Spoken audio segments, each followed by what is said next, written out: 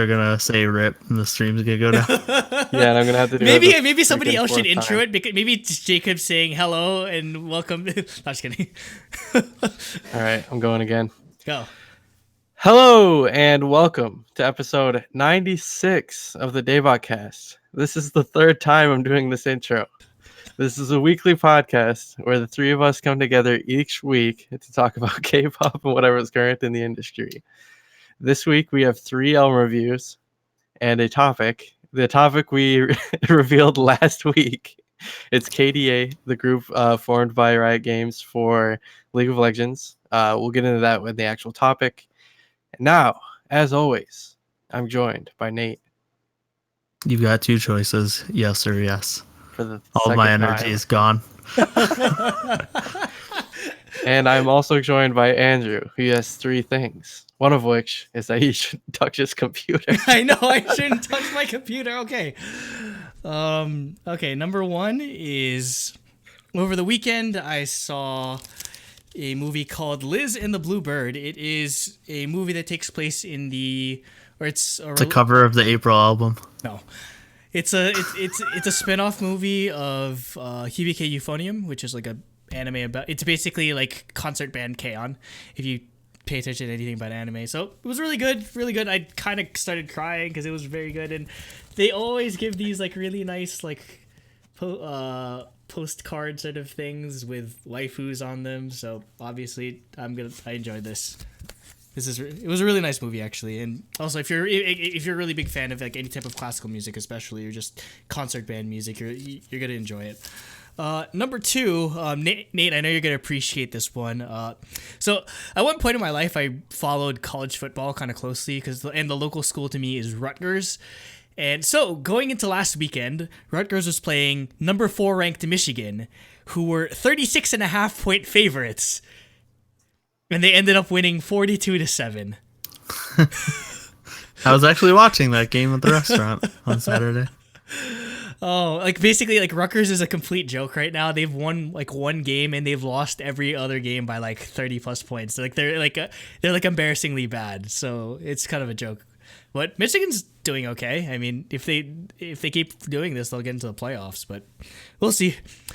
And last but not least, another one that kind of relates to Nate is this weekend I will be going to Anime NYC, which is an anime convention, and more importantly, I'll be going to something called the World Anisang Matsuri, which will have a bunch of like anime-related J-pop singers. And that's the one I'm going to on Saturday is going to have Morning Musume 18. 2018. They changed the name of the group every year.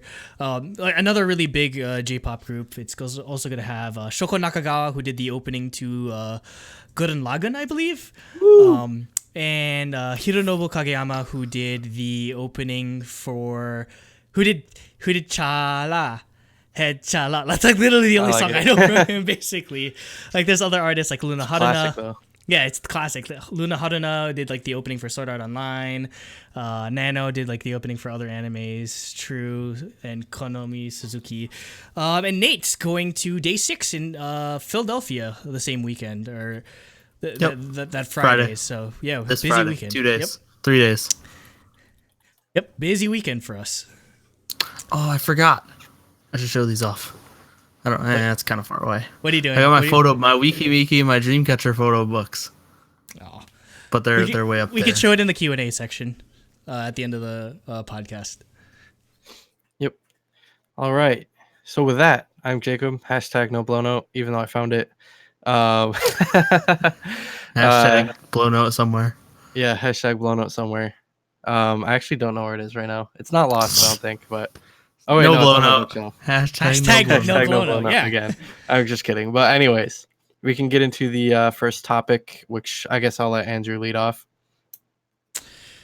All right, so this topic is entitled, as you can see, it's KDA and the impact of pop stars. So this is the of all the K-pop songs to sort of make an impact this big. Like I did not expect a League of Legends song to be the one to do it, honestly.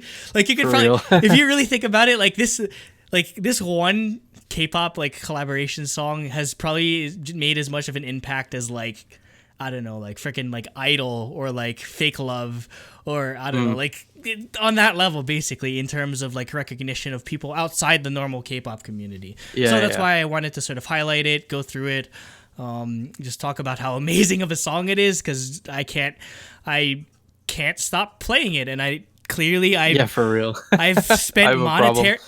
I put monetary money towards KDA merchandise, so we'll get into that. So for those that don't know, over like was it 2 weeks ago now?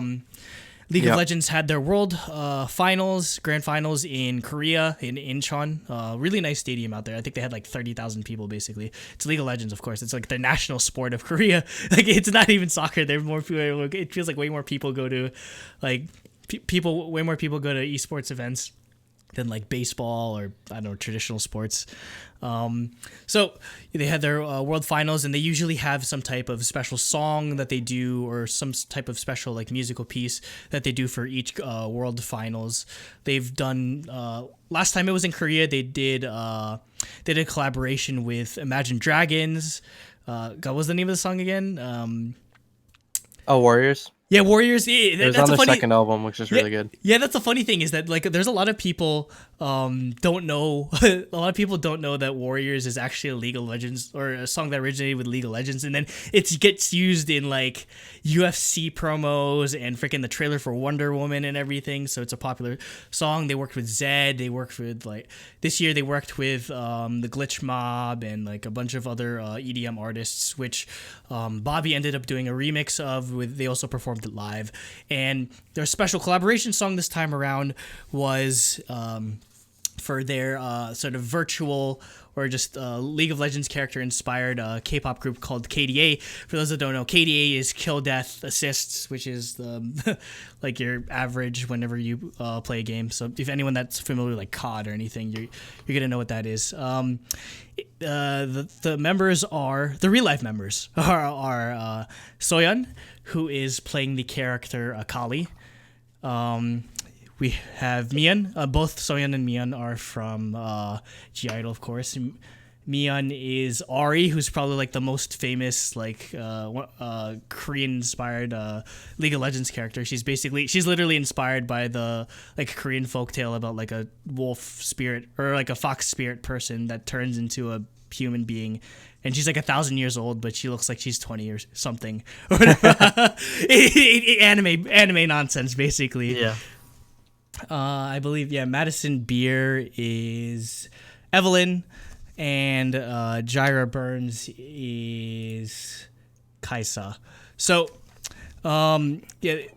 basically, this song it's not written by K-pop, like K-pop producers. It's actually done by Riot's internal team, which is actually a really interesting sort of thing. Because I mean, if I didn't tell you guys that, would you have even realized that it wasn't like done by like actual like K-pop producers, or like maybe somebody at Cube or anything like that? I definitely believe it's not made by K-pop producers, because I think it resembles more American style. However, I do see the K-pop influences definitely in the fact that it's just so catchy, because nowadays in American pop, it doesn't seem like that's usually the focus anymore, is on like catchy hooks or anything like that.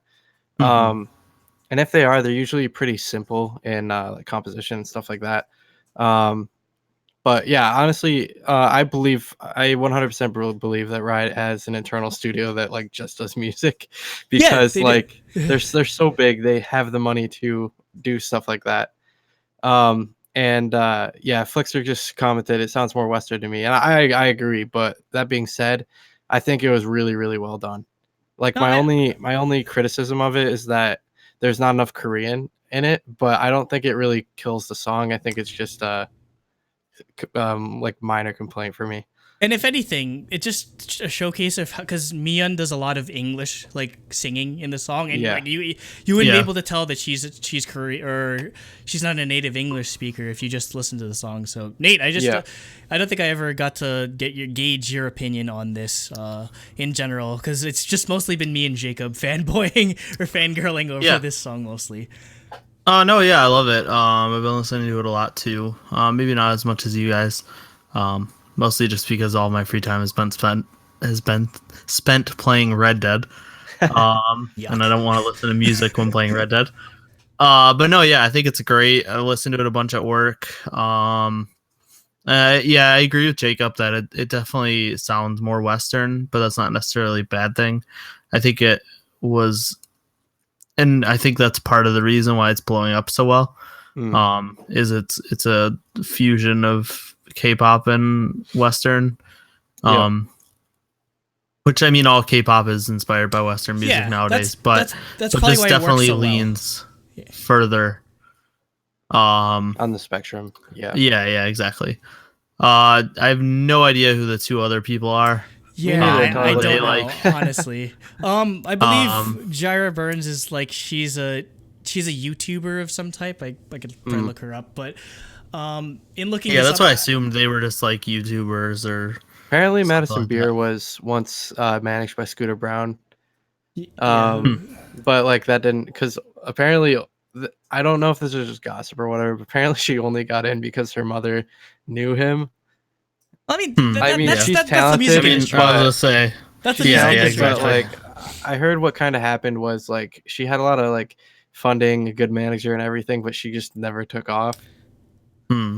So. Oh, but it's happens. unfortunate, but with Madison Beer, I think like she blew up because like Justin Bieber like retweeted something or just like reposted something. She was like 13. of her singing or whatever. But yeah, Jaira Burns, I believe she actually had production input on the song on the track too. So she's pretty talented. Oh, cool. And that's she's probably of the two. She's probably my favorite because she has this sick ass like blue hair. She looks like Jinx basically. If you know anything about League of Legends, like her hair is so blue.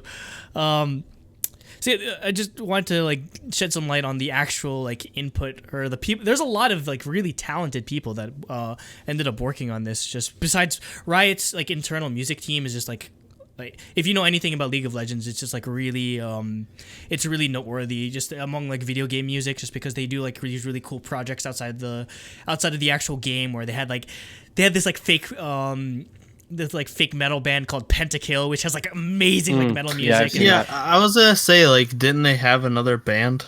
Yeah, they had I Pentakill. thought I remember that they had Pentakill.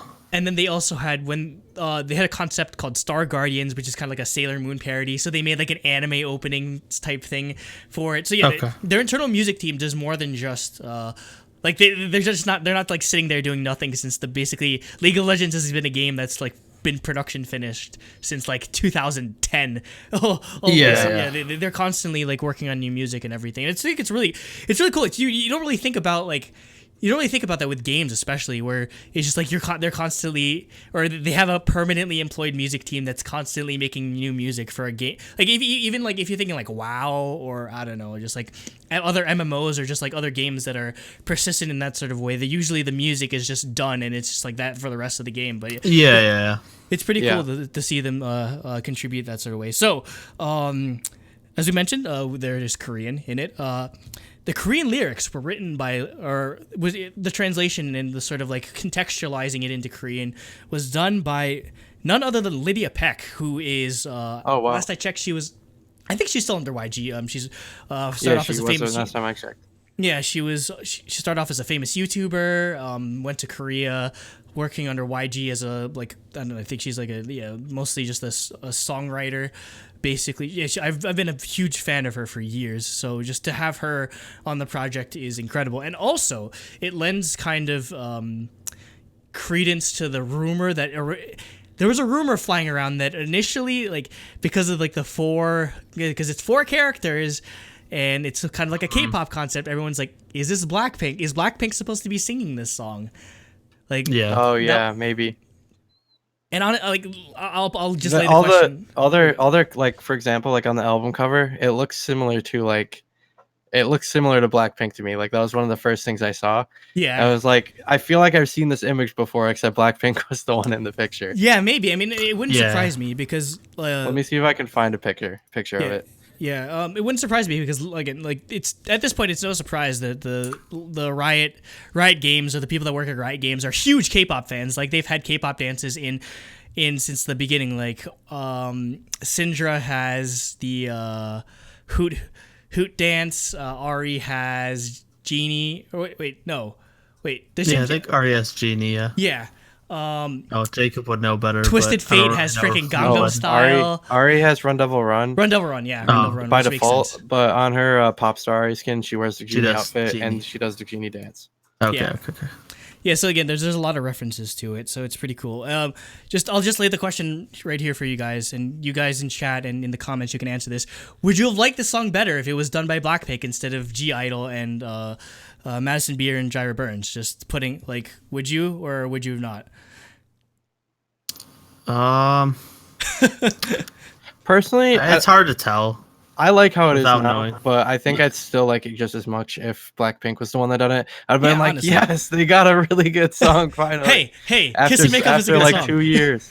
Well, no, like all their stuff what was it called? Square Up were amazing. Yeah, Square Up. And then Square Up was kind of disappointing. So we've had so long since what's it called? As If It's Your Last, since we've had like a really, really good song from them, you know? Mm-hmm. So I would have been happy about that for sure. Nate? Yeah, I think I definitely agree that it could have been for them. There's definitely signs that point to that. But I don't know if I'd like it better. I really don't think I'd like it worse. But it's really hard to tell without hearing it. Yeah, it's a hypothetical sort of situation. At least on my end, maybe vocally I might have enjoyed it more, but I don't no disrespect to Lisa, but I think Soyeon killed her rap parts. Yes, that's probably agreed. one of not even joking. That's probably one of the best rap verses she's ever delivered in any of the music. I think that it's she's ever easily done. her best rap. Yeah. People in the chat were saying that as well.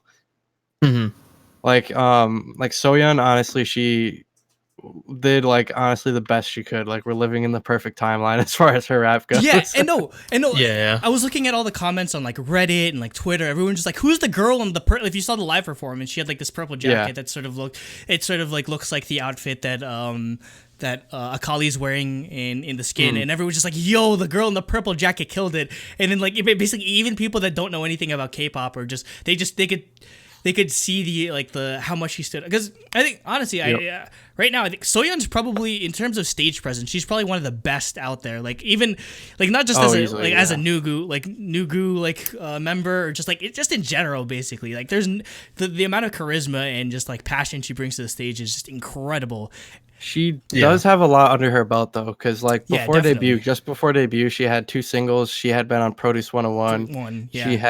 She did pretty well on that, didn't she, Nate? Yeah, she was 14th. Yeah, so she almost made it into I.O.I. Also, on Pretty Rap Star, she completely killed it. She was one of my top people in Unpretty Rap Star. I think it was 3. Incredible. If you want to see Soyeon rap really well, watch her stage of I think it's called Scary, and it was with Nada. It was really, really great. And not to mention, she produces she writes and produces the music for G-Idol, which is just insane. What can't she do? Honestly, that's easily why she's my I'm a huge fan of Stan talent, and you can't get any more talented than with what Soyeon's doing. And just in general, how insane has it this first year for G-Idol been, where they release La Ta Ta, it's an immediate hit. They come to America and do some crazy flash mob sort of thing. All of them, it's a group that got almost instant popularity. They're chosen for one of the biggest stages in esports, and to perform the song. I can't really think of any other first year group that's had as crazy of a year as this. I mean, we thought Card had a crazy year last year, but this is probably way better than that.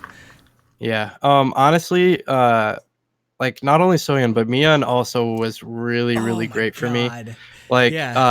Honestly, her singing in this song gave me a new appreciation for her, because definitely. Honestly, I guess we usually only talk about rappers in terms of their best verses, but I think this is easily her best singing performances that we've seen in a recorded studio song. I really hope we get more of her deep, more I guess not really husky, but almost that voice, because she hasn't really sang like that in any other song. And I really, really like that style. And that's definitely a good song, or that's a sign of a good song where you're able to appreciate details about members that you've known already, just even more, just because of, like, yeah, again, working in a different context, the outside of the Cube ecosystem in this way. It's a really cool thing to see them just sort of tackle. And this song is just it's not just been within the K-pop community or the League of Legends community that's just been blowing up, like the gaming community in general. Like we've seen like these big figures, like again we've been huge fans of Kind of Funny and like and what's good games, and so like freaking like Andrea Renee and Greg Miller and like freaking Ryan Clements, who's a really big K-pop fan, just like all are gushing about. Ryan Clements straight up said his favorite K-pop song of the year is a League of Legends track. Like he straight up said this is his favorite, and you could definitely make an argument, like if you really think about it, I could totally see an argument for this being like one of the best songs of the year. Like definitely, it's that good, and not just that, like how it's been doing on YouTube is just insane. Where, okay, I'm gonna refresh this. Hopefully the sound doesn't play because I need to see. Oh my god! No, okay, it is. You just broke the stream, didn't you? No, no. I refreshed the the YouTube video of KDA Pop Stars. You weren't supposed to touch your computer. Okay, so it's at 54,468,829 views, which, I think it hit something like 20 million within the first 24 hour, or not 20 million. It hit a pretty huge number within the first, I think it was actually pretty close to 20 million, honestly, within the first 24 hours. And if you consider KDA to be a new K-pop group, it actually beat La Vie en Rose. Oh yeah, for biggest debut. It's really funny. We've been checking. If anyone actually has the time in our live chat, go check the charts for Genie and Melon and see if this pops up, because I actually want to see if this actually charted in Korea, because again, Korea loves League of Legends, so you have to imagine this is doing really well, just like in Korea especially. Yeah, definitely. Yeah. Honestly, I bet it probably is doing pretty well. Yeah. I wouldn't be surprised at all.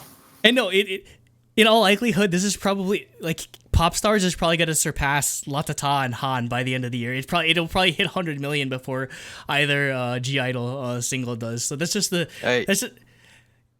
it's just again, I wouldn't be surprised if it did. It's a powerhouse. Like I did not. And again, for everyone like claiming that League of Legends is a dead game or it's not doing that well or whatever, like just to see all of this stuff come out is really cool. And as a longtime fan of League of Legends, it just really makes me happy to see the love that they're giving to K-pop, especially. It feels like the entirety of like the last, I don't know, like 4 or 5 years of my life are just validated, like K-pop and League of Legends coming together this way. And I mean, again, I went full in. I spent like $65 on the actual in-game skin. Spent a whole video game. I spent a brand new video game price. I would only buy Ahri. On literally skins. I've never even done that with like freaking Overwatch. It's that bad. I was gonna say I can't complain because I buy I buy boxes in Overwatch all the time. In live chat, you just said, as much as I love Eyes One, G Idol better win Rookie of the Year. There's a good chance. I agree, actually. Honestly, especially in Korea with how popular I believe G Idol has been over there. It's probably a lock for them. So yeah, again, I bought the skins. They haven't. Yeah, obviously, Luna needs to expand their base in Korea, but they'll get there eventually. So, I bought the skins. I bought this KDA dad hat. I bought figure of best girl. I'm so conflicted because I love Ahri as a character, but again, Soyeon's my bias. So 100%. I don't know. I really don't know who my KDA bias is. Like if I'm going by like real life person, it'd be Soyeon. But if I'm going by character, it'd be Ahri, just because Ahri's outfit is incredible. Like the Zetai Rohiki on this is just insane. Like it's literally like S grade. So I bought the KDA Ahri figure. Nice. And they have like KDA art, like they have KDA t-shirts, like a freaking like tank top or whatever. So Riot Games make me a full scale model. Full statue. scale, full real life size model of No, not rescale. Like not full scale. Like just 2 scale. Like, KDA Ahri body Full pillow. size. Waifu pillow. There's definitely exists. It's just third part. It's just someone's gonna make. I mean, there's already a lot of fan art going around. I mean, of the dubious kind and of like the legitimate kind. So obviously, like again, like Riot's art department loves doing these kind of things. And they did like a fake, like they did like in universe interviews with them, like where they're just like, oh, like they're talking about like who their favorite member. Apparently, like the biggest ship is Kaisa and Akali or whatever. Just like they're. Or I think Evelynn would translate the Korean, because they did the interviews in English. So Evelynn would be translating Ahri's Korean and everything. So it's really cool just how much they've dedicated to it. And this isn't the end. From what it seems like, this is not the end, especially with all the merchandise and how much money they're making off of this. Do not be surprised if one day we see like a light stick, or if one day we see like a Vocaloid style concert with KDA, which would be like the craziest thing ever. I'd go if they had enough songs. I would. I mean, again, no, you know what would be the funniest thing if KDA gets a full album before Blackpink.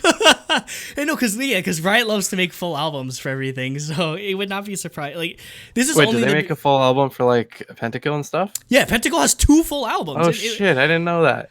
Yeah, they need to make a full album for KDA. Oh, they definitely will. Again, like the marketing, like the convergence of like marketing opportunities, where it appeals to like anime fans, like video game fans, League of Legends fans specifically, K-pop fans. Like there's just so much. There's like untapped potential here, and with the state that Riot's been in for like the past year, like bad news and all that nonsense. They need this. They really need this. So they're gonna strike while the iron's hot. Honestly. So wait, is this their most successful like music video that they've put out? Probably. Like So if that's the case, they'll definitely try and at least ask Cube and the other 2 people's companies for. I really hope that they continue with both Soyeon Mion, Madison Beer, and Jaira Burns. Like I hope they don't like gorillas it, where it's just like a bunch of different artists every time. You just said do we count KDA as a subunit for GI? We kind of could, I guess. you could. Do they qualify for subunit?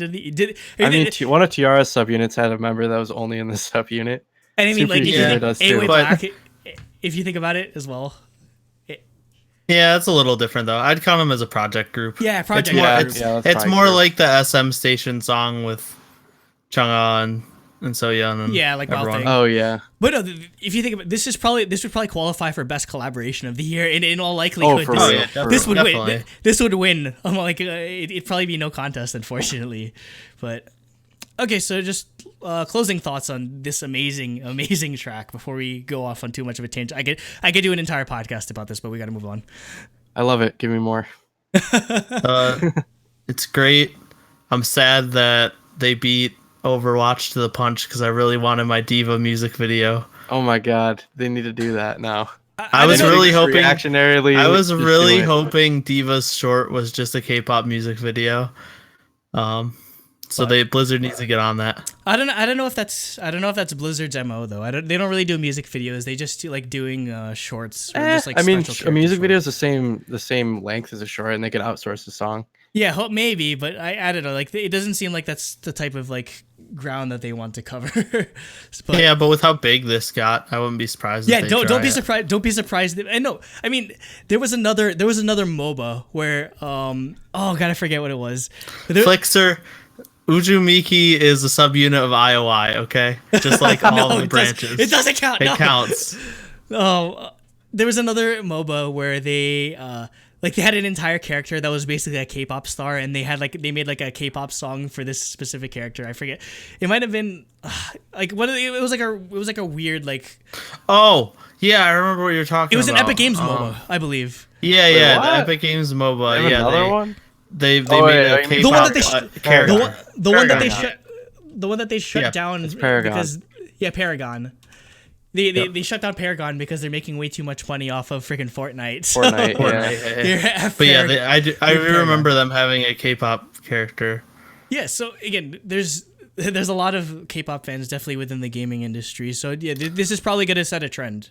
Definitely. Plus, didn't they make a Marvel character that's a K-pop star now too? Wait, seriously? Oh, I've for the game. I forgot what it for is, one of the games. She had like ice-based powers. Let me look this up. That's actually Yeah. pretty cool. But okay, so yeah, if you're watching the replay, let us know. Or if you're Oh watching yeah, the Shinbi. topics, Yeah, that's right. It was Shinbi from Paragon. that's funny because there's Her an name actual was Shinbi. even Shinbi. Yeah, her name So was they know Shinbi. what they're doing. So in the comments below, if you're watching the topic of the replay, let us know what your thoughts are on KDA, Pop Stars, League of Legends, anything of that sort. And did you like the song? Did you not like the song? Do you think this is gonna get big? And obviously, like, we'll continue to take your thoughts here in the live chat. But everyone needs to listen to this song at least 100 times, or you're banned from Discord. I've listened to it 38 times so far. No, I'm pretty sure like 1,000 of those like views are mine just because I've spammed Oh my it so God. much. It's like It's harder than what I nonstop. did for Heart Shaker then. Yeah, this is my heart shaker. Literally, this is my heart shaker. Like at the end of my your Spotify thing, it's just gonna be KDA Pop Stars at the top. You gave them 8 million Scrabbles. Scrabbles, yes, definitely. The Marvel K-pop superstar, I guess is what they're calling it, is Luna Snow. Luna Luna Snow, that's right. Snow. Yeah. She had Someone ice powers. someone knows what they're doing. All right. Anyways, we can go into topic 2. Twice, right? Yes. Yep. There are only 2 choices to that question. No or no. Or yeah. Yeah, you couldn't say no to that question. Okay. So I'm gonna This open by the way, I'm gonna open this album while we're doing this so I can see what photo cards I get. And I will show them all right. to the camera. You have to show us your polls. Heart There's a Shaker lot. Cooper just said in the chat, Heart Shaker got nominated for Melon. Everybody spam about it, please. Please, it counts. No, Yes, it does. It's the best song of 2018. no, it's not. It came out Yes, it last is. year. It is you to idiot. Jacob. Song of the It year. came up. It's like, hey, we put Olive Card songs on our top MVs of the year. Oh, on yeah. every year, so Heart Shaker can be added to that Heart list Shaker of- is my executive decision. Yeah. You can't put executive decisions of songs that aren't on the. No. All right. Anyways, we can get into the actual album review now. This album is of Twice's new mini album, which is called Yes or Yes, which is the name of the title track as well, which is also the first track. And That is. excuse me while I open my notes. Of course, on live stream we're always like less Okay, streamlined. All right. Anyways, so yeah, like literally what I thought of this was like immediately was like. Dubu. Ooh, Dubu. Dubu. All right. I got the two. Anyways. Oh god, I feel bad. I feel so bad for the audio listeners because all they're hearing is like crinkling, I know. like shrink wrap, and just us screaming random things Here's that the they can't. pile of they can't photo cards. contextualize. Give you 8 All right, billion. if you're listening to the audio, I recommend watching the live stream back. Otherwise, Before we just deal start, with I'm just gonna go through the cards Okay. because they're all out. Okay, I don't even know what this is, but it's Dubu. It's some weird poll. Yo, can I swap? thingy. Can I swap? It's different members. Oh, it's like a Polaroid type Chewy. thing, or no, like Yeah. a film Yeah. film strip type thing. That's Yeah, pretty it's cool. like a photo. it was the third one. Huh? The one at the Third one top. was Chewy. Chewy. Okay, No, the Chewy was first at one. the bottom. Dubu was at the top. Oh, Dubu's at okay. the top. She's Then hard we to got miss. She has purple hair. Jacob's Yeah. bias. My bias. Nayeon. One of my 2 biases. Because I get 2 because they have 9 No, I'm not members. even looking at the front. Then we got my bias. Yes. Okay. Yeah. Then Alright. we got Andrew's bias. Dude, No, how yeah. many? We got Is it Gio. mobile? They Oh, damn it. no, JYP's gives you like 8 billion photo cards now. Oh, Now you got Nayeon amazing. and I'll kill you for those Jungyeon? Nyan cards. I think that's Chanyeol, but I can't really I can't tell. I'm pretty sure that's Jungyeon though, because I'm pretty sure it's Chanyeol. Yeah, it is. but- It because is. of the hair. No, yeah, JYP puts like cards because 8 billion cards because now Oh, you have to buy. There's like 90 different cards, so if you want all of them, you have to buy like 40 albums. to Flixer get asks lucky which enough. tarot card you got. I didn't get it. What? Apparently, there's a It's hiding. tarot card in there. Whichever one you get, is your hiding. stand. Are twice albums mappable? No, there's no tarot card. Damn. All right. Anyways, to the actual song, Yes or Yes, super catchy Twice style like song, like more in the vein of like Heart Shaker, What Is Love. So it's like exactly what I wanted, and I really really like it. The only thing I didn't really like as much was I thought the MV was a little like meh compared to other ones, but that's kind of a minor complaint. And I think this is like 10 billion times better than Dance the Night Away. So Hell get no. wrecked. Hell Yes, no. it is. It's not 10 billion times better, but it is all right. better. All right, it's 20 times better. Eh. Well, so for me, I love it, obviously, because I love everything, because that's just who I am. But I like how intense the beat is during the chorus, and like how it chills out in the verses. High impact chorus. That's a theme throughout this episode for me. Also, the repeated part during the verses I really like. I can't think of it off the top of my head, but like the part that they repeat twice, or they say twice. Twice. Yes, yes. Well, not the yes or yes part, but like during the verses, not during the chorus.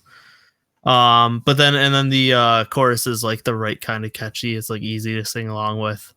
It gets stuck in your head. It's great. Also, I think this is continuing Dance the Night Away's trend of having like some of their best choreo and styling. 'Cause I just like how intense their choreo is getting. Yeah. And both Dance the Night Away and this are like have moved in that direction. So yeah, I like it. But I like Dance the Night Away a lot too. So, and I haven't really disliked it twice single that much. So I don't dislike Dance the Night Away. It was just so like meh compared to everything else. Everything else is so good for me. I don't know. That's pretty rich coming from considering this group has a lot of meh singles. In all honesty, so what? I disagree. I like Signal and I like Knock Knock. They're just like in retrospect, Signal probably like went up. Worst choreo. Get out of here, Flixer. Go to bed. But in retrospect, Signal probably went up a bit because this one actually superseded it in terms of how much I did end up disliking. It's such a weird. It's such a weird situation because, and that's subject to change, obviously, because I mean, like twice singles are definitely very fluid in terms of my rankings. But to sort of explain how I feel about this, the instrumental is I have no problem with the instrumental. Actually, it's music and arrangement is by David Amber, who I did Love Bomb, Heart Shaker, just a bunch of really good songs. So the actual instrumental itself is really solid. Just again, it has a really catchy element to it that definitely likens itself to be succeeding with a Twice song, since a lot of their sort of concept is based around just like catchiness overall. I'd say where it falls short for me is one in just sort of concept and theme, and two in vocal performance and lyrics to some degree. So I guess those two are kind of interrelated. So just to start off with concept, I don't know. At this point, like Twice has been around for what, like it feels since 2016, right? 3 years. No, Yeah, there's 2015. 2015. 3 years. Yeah. Okay, yeah. So they've been around for a while, and I don't know. It just, if you look at almost every single that they've done, it's just and granted, this is a bigger problem with K-pop girl groups in general, and I know we're probably gonna get dislikes for this, so I'm sorry in advance. They literally don't sing about anything else other than, oh, I want this person to show appreciation for me and love me, because that's all girl groups seem to want to sing about. And at this point, it's super overplayed. It is super overplayed considering how long they've been around, honestly. I think, honestly, like a lot of onces get mad about this, but like honestly, they need their Run Devil Run era. Yeah, I know they do. I've been clamoring for it, but again, it's just much in the same way where like even if it's just a one-off thing, it shakes it up a little bit, you know. The thing is, though, there's no incentive. That doesn't sell they didn't do another edgy concept until like The Boys or You Think. Those are the only two other ones they did. So yeah, You Think is so good. Yeah, it is. there's no incentive to do it, obviously, though, because again, like this song's breaking records and everything. Yeah, basically, and honestly, like JYP's making bank, so really, there's no incentive to change up this, like, if it ain't broke, don't fix it. But unfortunately, Well, I think that's JYP, honestly, in a nutshell. Is they kind of like they were kind of doing it with GOT7 as well. Like I'd say like 4 comebacks in a row were kind of very the same. Yeah, very there's like similar. a lot of tropical inspired sort of things. Yeah. Like, you know, this is successful. I'm gonna keep doing this. JYP, I feel like, is more business oriented than SM is, even though it's kind of crazy to say. Considering like JYP, modern JYP at least, because you think like SM being around for a long time, like you think they were SM is the moneymaker. That's why you think they would be the more business oriented. Yeah, but JYP being honestly, an actual artist, like you'd think that they'd be more creative focused. But I mean, they probably do the best job of balancing both, like being good for the bottom line and good for the creatives of the group. And no, we're not fighting. It's okay. It's okay. Kpop for life in the comments or in the live chat said, "Mom and Dad, stop fighting. You're ruining my birthday party." That being said, again, I'd say if we were gonna sort of break down, just like each of the labels, YG just doesn't release music. JYP is very good at being consistent, and SM is always on the cutting edge. At least when it comes to like groups like EXO and NCT and like Red Velvet and that sort of thing. That's definitely SM's strength is being experimental for sure, in my opinion. Like with FX and like Shiny and stuff, especially. Yeah. Red Velvet, that's an obvious one. But yeah. Anyways, I guess from here I'll. Oh wait, no. Oh, you still have more points. Still talking about you.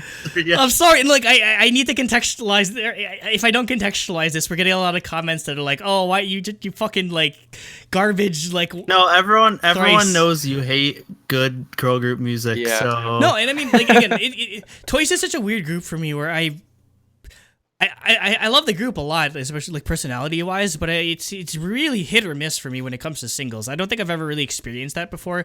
It's like because with Socia, I loved everything essentially. Whereas with them, it's just I don't know. Maybe it's just kind of like I'm expecting. Less Nasty is the perfect idol group, so you can't. Yeah, granted. In terms of vocals, I think what sort of it's something I never really noticed until now, but maybe it's just because they're screaming like yes or yes like over and over again. I don't know. There's just usually Momo is the one that gets a bad rap for having a whiny voice, but I don't know. There's just kind of like a whiny greediness to Nayeon and Jihyo's voices, and I know they carry a lot of the singing load, but it was exacerbated just by the lyrical structure of this song more than normal. And just to touch on a mild controversy in regards to the lyrics, there was a lot of like Twitter outrage, so to speak, or just a lot of like concern over the lyrics. Potentially, everyone's like, it kind of seems like rapey or just like questionable or something. I really don't know. Like that seems like I think it's an over-exaggeration. Yeah, that doesn't really matter, honestly. And I mean, like I could kind of see, like I guess it's just like it's just weird in a way, the lyrics. But again, obviously, things that sort of get translated into English, like context and meaning doesn't always translate over 100%. And if anything, it kind of like the whole concept of yes or yes, like the music video and like the whole thing, it comes off as satirical. And I mean, like maybe like even at first blush, like even at like hearing the concept yes or yes, where it's like, you can only say yes or yes. You can only love me or you can only love me. Like just the entire concept of that comes off as satirical and doesn't necessarily come off, or it's kind of a play on the trope of like I don't know, just like a crazy like a yandere girl almost, where they're just like obsessed with a certain person to some degree. And I don't know, that's just sort of the way I read it. I read it in terms of lyrics and in terms of just like the context clues that we receive via the music video and by just like I don't know, just like all those other visual aspects of it. It doesn't necessarily seem malicious or just like creepy in that sort of way. Yeah, I think it's a cutesy girl group pop song that has nothing needs to be read into it. It's just generic love song. Have fun with it. Girl group pop. That's all I do with it. Yep, exactly. Like I'm not saying like Heart Shaker is like a lyrical masterpiece, but musically. He said something. He said something not amazing about Heart Shaker. Negative. Who did? You did. Clip it. What? You just You're said. Like, well, the lyrics is not why I like that song. You're not praising it to High Moon for everything. It's okay, the first. fine. Heartshaker is a masterpiece and it's a There flawless you go. song, and you can't say anything about it. You said or it was else the I'll best come- song of the year. And it is the best song of the year. All right. Anyways, No, get it. now we can move to the next That's the song. second song on The the second album. song on the album We're after like 20 minutes. minutes into this con. Okay. Anyways, all right. So the second song is called "See You Love Me," and my first impression was like I always love the inclusion of like guitar into the instrumental. I was happy to see that. I think the chorus is awesome for the song. It's really, really effective and like again, like high impact. I really, really love it when there's a high impact, like clear chorus. And usually what causes that is either having a more like full instrumental during the chorus and more like empty during the verses. And yeah, that pretty much is what it does. It fills up in the pre-chorus and just kind of goes bam. So yeah, that's one of the things I really loved about this song. And I also thought that the weird breakdown that was in the middle, I thought was kind of like Red Velvet like they kind of just switched modes all of a sudden. So I thought that was kind of cool. Yeah, I like this. I agree with you. I like the guitar. Like I like acoustic. This is just like acoustic pop rock, basically. And yeah, obviously I love when K-pop does like pop rock stuff, especially girl groups. Yeah. Also, Sana's cutesy singing got me. Yeah. This part That always gets me, It's like honestly. My second bias. Yeah, I mean, I think I just at this point I just stand J Line, but yeah, definitely that's another reason why like Sana just sort of competes with Momo in that sort of way, just because her vocal her line delivery is unmatched when it comes to that style. That being said, yeah, this song didn't do it for me either. Whereas my problems with Yes or Yes were just, I don't know, like in terms of like song or just vocal structure and everything. I mean, the singing on this is fine. It's just the style of song. I don't know. It's just after a certain point, it just feels like all of Twice's album or a lot of Twice's album tracks just kind of sound the same. Like they pretty much it feels like they have a song like this on almost every mini album. Like they definitely had one on. I don't know. They definitely had one on the last, and I'm just like, how many times are you gonna be able to remake the same song before everyone's just like, eh? I mean, again, granted, I'm no odd one out here. Obviously, like Twice makes bank off of this, and honestly, most people don't give a shit about album tracks in the first place. But I'd say more us more than other fans. We definitely put more value into just the completeness of an album, and I don't know. Dude, some of the best songs are B-sides. Like on Yeah, the some of the EXO best- album, the I best can't song wait on to this- talk about one of the B-sides. The best song in this album is a B-side, which we'll get to. But yeah, I just don't want them. I know that they sort of have their specific archetype, but there's definitely more ways and more like genres and more sounds that they can sort of play around with instead of going to this like pop track, like I don't know, like freaking One Direction style, like with guitar or like pop track that I've just heard by a billion girl groups at this point, and it just leaves no impact on me whatsoever. Yep. All right. So next we have La La La Crap Your Pants. Like I can't unhear it. Like that's all No. it sounds like. Yeah. It does Your sound like pants. it I love does. it so much. For some of them, it definitely Speaking of sounds mishearing like or misunderstanding are the better context than of the others. lyrics. Yeah. it. Jungyeon's the worst though. Yeah. Like it literally sounds like crap your pants. Like pants side specifically note. everything. Yeah. Jungyeon wrote the lyrics to this song, so Oh. So she wrote La La La. she wrote "Crap Your Pants. Pants." No, I'm No. just kidding. But No, she did a great job. All jokes She did a great aside, I actually really liked the song. I thought the vocals in the pre-chorus were a really nice touch, and the chorus was super catchy, and it's definitely memorable since the misheard English lyrics as well. Yeah. Yeah, I thought this song like went in a way different direction than I expected, which was good. And I like the really really focused instrumentals in the verses. That really stood out to me. Yeah, this is actually one of the few songs I actually enjoyed off of this album. And it's not a surprise that Jonghyun ended up doing. She carried a lot of the chorus, and in terms of the vocal performance, and I'm really glad that just in general, Jonghyun's starting to get a lot more of a line distribution in the more recent Twice songs, and I think because Nayeon and Jihyo and the rest of them, a lot of them have like really like high pitched voices, and Jonghyun brings a really good like mid range, or like a more bassier voice, which helps provide contrast. And I'd say they definitely suffer to a similar problem I had with I.O.I last week. I.O.I, yeah, definitely. Like I think it's definitely a similar thing. So yeah, it's good that they do have a member that can kind of bring things back down. Yeah, and I do like that they're using Jonghyun more for sure. Yeah, she's definitely the most consistent, and she's actually starting to hit the radar, just in general for me too, because she's starting to let her hair grow out, because it's not that like, remember how short it used to be? Like it used to be like a straight up bob cut, but now it's super long, and I love it. Especially I loved how long it was in Dance the Night Away. I'm just like, oh my god, yeah, Jonghyun, like. I don't care what anyone else says. Jonghyun looks so much better with long hair, long hair and bangs. Because she used to have long hair pre-debut, but she'd have like her forehead exposed, and it just looks so weird. But yeah, I really appreciate that. That's the one thing I appreciate about JYP. He's definitely making a concerted effort to allow more of the artists to do more of the behind the scenes production work, and it's definitely paying off. Because I mean, we see Stray Kids, we see GOT7 does a lot of their stuff too.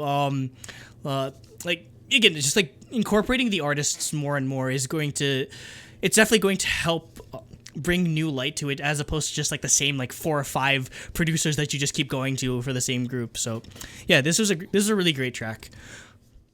Yeah. All right, coming up next we have Young in the Wild, and I really like the almost like half rapping verses. Usually I don't like that kind of thing as much, but I think it works well with Twice's voices. And they had a really catchy chorus, especially during Jihyo's half. I thought that was really nice. And again, high impact. Yeah.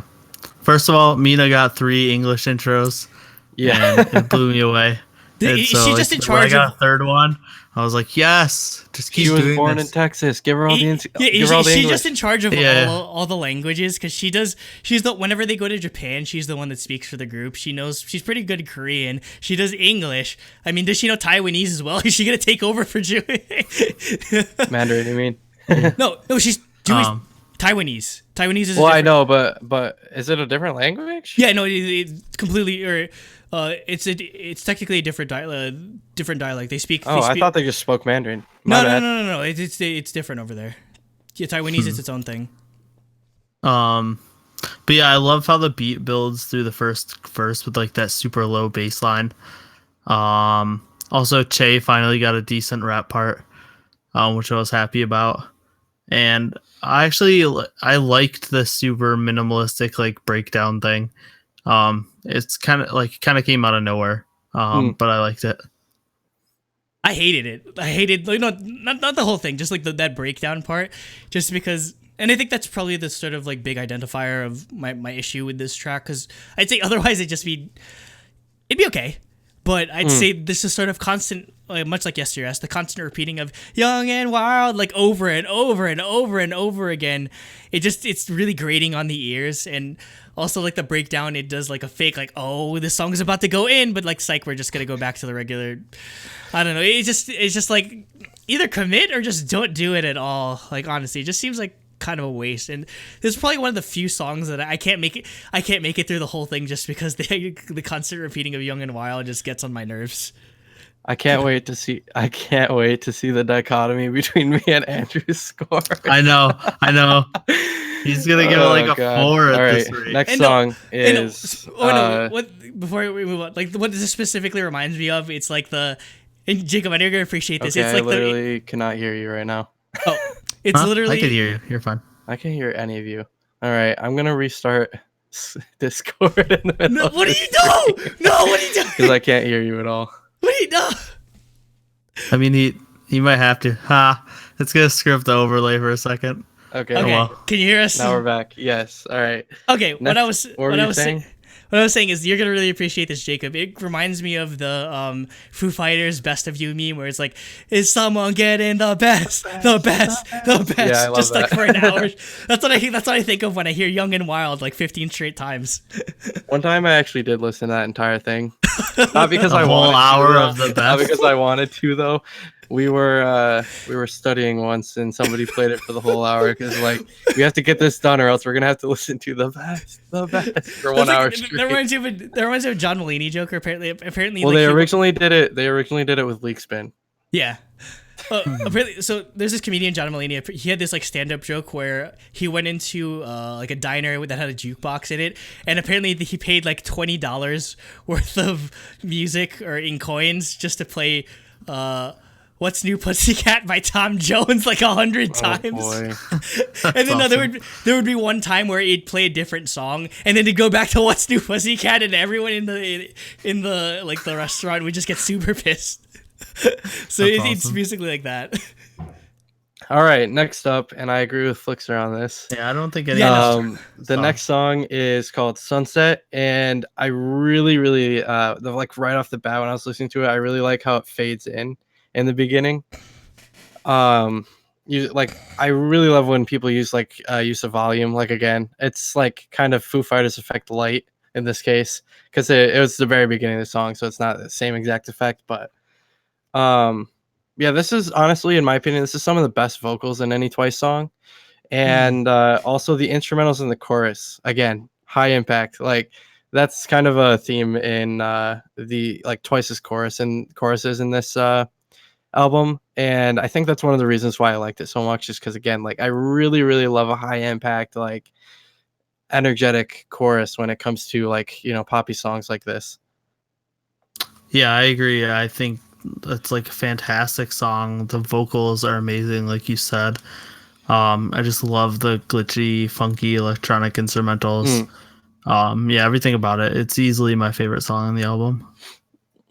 This easily might be my favorite Twice song. Not even joking. It's like up there for me now. I mean, Yeah. it's like Heart Shaker, but like no, like this just superseded like every single. To be completely honest, it's just funny because this is a very polarizing album for me because it might simultaneously have some of the best and some of the worst Twice music just in general. The reason why I love it so much is because this is basically like straight out of like SoundCloud like anime like music type shit. It's like straight up like kawaii like hyper cute EDM music, which is like the stuff I listen to outside of K-pop, and it's such a perfect genre for them to give to Twice because that's the concept and the style of singing that they do is just perfect for this. And also it's just, we've never heard a Twice song like this, and I need one thing I'm a really big proponent for is I want groups to push themselves in different musical directions every album. This is especially with a single, yeah. I want a single that sounds like this, honestly, because if it sounds this good, and that's a huge shame that there's going to be so many people that never hear this song, that never get to be exposed to the amazingness of the instrumental of this song, and like I could gush about this song like for so much. I'd say probably the only thing it would be it's just a minor complaint, or just it's Twice definitely has like a particular type of singing style that they stick to like regardless of genre. This is probably one of the instances where I'd probably try and change it up a bit just because so it'd fit more of like the hyper cute EDM vibe that the song had going for it. And maybe I'm always a big fan of vocal chopping, and I think in this case it'd especially add to it just because like there's a lot of just like there's just a lot of like craziness and just a lot of like trap beats with going on, and the synth, the way they're doing the synth melody and everything, it'd probably work the best for it. Yeah, Cooper in the live chat said this could easily have been the title track and still been a hit. Yeah, I agree. I mean, it probably appealed to a different demographic. Like it sounds like something that like there's a bunch of like YouTube channels that just put up like random SoundCloud EDM music to like 60 FPS anime video. It sounds like something that belongs more on that than it would be into K-pop, and it'd be so interesting to see the reception it'd get from the sort of SoundCloud EDM community. And like, yeah, it's really cool that they're pulling such a like an obscure influence like this. Like the only other song I know of that probably sounds like this is Luna. Friggin' Luna Odd Eye Circle. Whatchamacallit? Sweet Crazy Love. No, the other one. Girlfriend. Yeah, Girlfriend's probably the only other song that's sort of in the same style of it, and I'd love to hear more with how popular sort of cutesy girl groups are. It's something that it's a genre I think that would work well if they implement it more, just in K-pop as a whole. Yeah, as much as I like Yes or Yes, I would have liked to see them try this as the single because I think it would have been an interesting like experiment. It's a bold move. It'd be a really bold move for them to do, and I think even with the power of that's the thing. Twice isn't.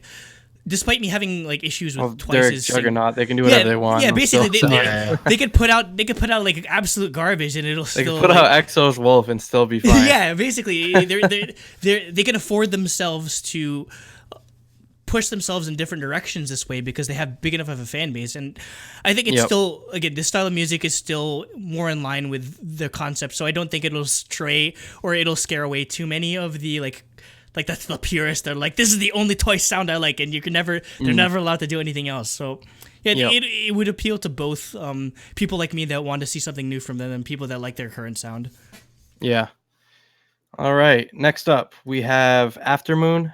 This song definitely stood out the least to me, except I did still enjoy it a lot for being the token ballad track on the album.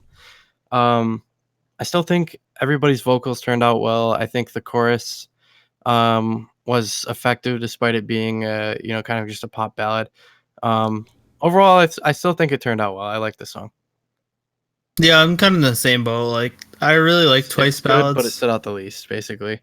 Yeah. I really like Twice ballads, but I think it's one of their more generic ones. Yeah, basically exactly what you said. Like, it's good, but it didn't stand out. Yeah. I'm with Cooper in the comments, said triggered second best song, and I agree. I completely agree. I like this one a lot. Yeah, no, this is probably the second best song. And the reason why is because it's produced by Iggy under her Oreo moniker. Iggy is famously one of the main songwriters for G-Friend along with Youngbae, and it basically sounds like Twice doing a G-Friend song, and that just the fact of that is just blowing my mind right now. And granted, I have my issues with G-Friend and them getting caught. You don't know who they are. You don't know who they are, and you keep saying they keep making the same songs. No. Well, granted, they've been pushing a lot. Like G-Friend's year, like this year, G-Friend has just been like on fire. Basically, Definitely. This is the completely opposite. But yeah, granted, like it's such an interesting sort of thing that I probably enjoy it more hearing it from Twice do a style like this as opposed to hearing it from G-Friend. Because again, it's just I feel it's kind of new for them. So I do really appreciate that. I'd be interested to see if Iggy and Youngbae could do a Twice single, honestly, because I think they have the pedigree, and it'd be an interesting sort of change of pace for Twice as opposed to going back to like either a Black Eyed Peas song or incorporating David Amber or just having JYP do it. So yeah, hopefully this is sort of like laying the foundation for them being able to do a Iggy and hopefully Iggy and Youngbae doing a Twice single down the line. Yeah. All right, next up we have BDZ, the Korean version. I don't know how much you guys will have to say about it, but honestly, this song has grown on me a lot since listening to the Korean version. I don't know why. Maybe it's just because I've been listening to the album a few times and it's just grown on me a lot. I actually like this song quite a lot now. Like, I went to liking it to loving it. So, yeah. See, I like the hook a lot. Yeah, I really liked the song when it first came out, so. Yeah. But yeah. This version's fine. It sounds weird, obviously, because I've spammed the Japanese version just like over and over again. But again, it's still probably. I could probably put BDZ. So you're gonna listen to this version instead of the Japanese version because you always listen to the wrong. This is now version. The correct version. No. This is not. This is the wrong version. Actually, I prefer the. Yeah, but you always listen to the wrong version. No, I always. It's one of the rare cases where I probably prefer the Japanese version. I mean, I had the same... Rare cases? This is literally what we make fun of you for. Japanese you always like the Japanese banned from version. Korea. No, I'm just kidding. You made us listen to Genie's Japanese version. Or no, if it's a Korean song that gets... heresy. If it gets a Korean song that goes into Japanese, yeah, I'd probably... As much as I enjoy it, I'd still... If you put a gun to my head, I'd still probably listen to the Korean version as much as I love the Japanese versions. But yeah, I'd still... Yeah, I actually still put this. I could probably put this above even some of like Twice's singles this year. Honestly, like BDZ is actually that good of a song. I probably put it above Yes or Yes. I probably put it above What Is Love. Honestly, and that's probably you have to attribute that to JYP, and like it's still pretty cool to see JYP be willing to give or produce a song that's for Japan. I guess that's really just how much he cares about that market. Honestly, that it's not just throwaway music essentially. Yep. One last thing. Came to a sudden epiphany while listening to this song. BDZ stands for bulldozer. Like a bulldozer. Yeah, like Like a it's just the tank, initial, like a- like the abbreviation for bulldozer. If you, I guess, did it in Korean, they usually do the syllables or whatever. But yeah, I guess now we can go into ratings. And I love this album. I gave it a 10 out of 10. What? Wow. Yeah. What? I loved Wow. every song. I really liked it. Wow. Right after I like shat all over them for Dance That's the Night Away. awesome. Oh my god, you did it. You Uh, became me. Yeah, I became Nate for a day. Oh, that's awesome. I love it. I did not give it a 10. But I gave it a 9. I thought I gave it a 5 out of 6 for music. I think a couple of songs could have been a little bit better, but overall I liked it a lot. And like I said with Yes or Yes, I thought the choreo and styling is continuing the trend from Dance the Night Away as being some of their best. And then I gave it the bias point. So 9 out of 10. And Andrew's gonna drop it the average a bit probably. Andrew's like 4. 4, Bam. yeah. No. I'm thinking 7. Yeah, actually, yeah, 7.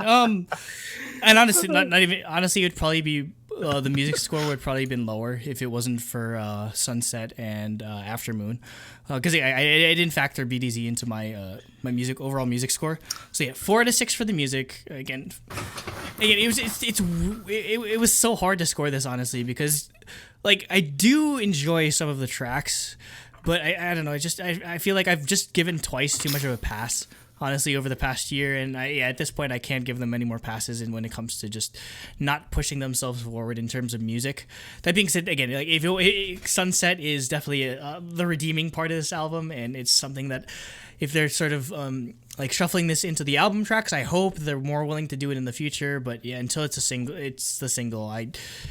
It's a 4 out of 6. Concept 2 out of 3, and I'd say nothing really like groundbreaking in terms of visuals or music video. So yeah, I'd have to give it, but nothing was too abhorrent or less like dumb or anything. Yep, and a 1 out of 1 for bias point. So it's a 7, but the average would still take it up to a 9, so it's fine. Yep. Woo! Jacob gave it a shiny. Yeah, if Jacob doesn't give it the 10, it wouldn't have gotten a shiny. Basically, it would have dropped the average under 8.5. So And don't just call me like he loves everything Twice puts out. I was like actually he angry. hated on Dance I was Night Away actually so much. angry about Yeah. Dance the Night Away. well, granted, yeah, maybe we just take turns, just like hating or just like being out of love with Twice. But I never hate or be out of love with Twice. But I love I don't know. everything. I guess I'm just kind of disappointed that because my biggest like talking point was like fall Twice always deliver. We get like TT and Likey, but yeah, I don't know. I don't really think like even if you like the song, I don't know if Yes or Yes could live up to the impact or like how good those songs were. Unfortunately. Well, we got Winter Twice, which is even better. Winter Twice. Yeah, we do. Yeah, it's a repackaged. Came out in the winter. If Twice releases Oh, a we good got- Christmas song, maybe. No, really. They have the Japanese Christmas Release the song. Heart Shaker tier. Come on, let's do it. A I whole mean, shine. David We Amber can got this do one, it. so David Amber got this track. So maybe give him another Black one. Eyed Peas song gets the repackage. I don't know. Like I'd be fine with that too. Honestly, Yeah, honestly, we because haven't heard again, from Black Eyed Peas song in a long Black time. Eyed Peas song makes the best Twice songs. So I mean, David Amber makes some Twice songs because all my favorites were by him. I think I don't remember exactly. Alright, But, Who made So- TT? he gets Wait, the he made shiny. TT? I said who made TT? Oh, Black Eyed Peas song. Pill song made Oh, TT. well then yeah. Black Eyed Peas sing makes the Yeah, best. he made. And, He like, made. I think he TT made all Likey. 3 of their first like 3. So Okay. Yeah. yeah. Yeah. All Let's right. move on. Next topic, which I believe I'll EXO. pass it off to Andrew. Yep. Yes. All right. Okay. He's the resident EXO fanboy. Yes. Yeah, I'm the most important EXO fanboy. This The most is- important EXO fanboy. In the world? Yeah, in the world. Actually, no, I'm not the most important EXO fanboy in the world. That'd probably be my friend Kim, because she's the one that got me into EXO in the first But place. she's not a fanboy. She's not a fanboy. She's a fanboy, basically. Anyway, this is EXO's "Don't Mess Up My Tempo," which I've lost track of how many albums they released, but it seems like That's their fifth album, I think. Yeah, EXO has probably like one of the best balances between mini album and full album. They always tend to gravitate towards one or the other. Whereas usually groups always either just do one, or like BoA, where she did her first mini album after like 9 years or no, 15 years basically, and she's just done a bunch of full albums. So I do appreciate that balance for them. So starting us off, we have the title track, kind of simply called Tempo.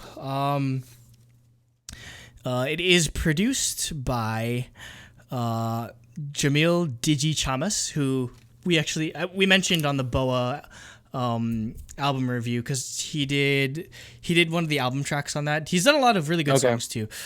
And part of the lyrics was written by Penomeko, which was a shot. Yeah, Did he write the rap or something? Yeah, that was a huge. He's part of SM now. Yeah, he is. No, that's the weird thing though. That's smart of them to use him though. Technically, he's not. He makes a lot of money. They make more money. Like technically, he's a part of one of the sub labels. Yeah, they still own him though. His label is a subsidiary. They own him. Yeah, they employ him. So yeah, but that's actually a really cool thing to see him get incorporated there, because he's a really good lyricist. So that's actually pretty cool for them to incorporate him in the songwriting process. So as for the song Tempo, honestly, it might go down as one of the best EXO singles in history. Honestly, I'm saying that right now. Not even joking. And I very rarely make like big proclamations such as this. And being the big EXO fan I am, this definitely holds a lot of weight when I give it that much praise. I'd say what sort of puts it over the top. Cooper, you're wrong.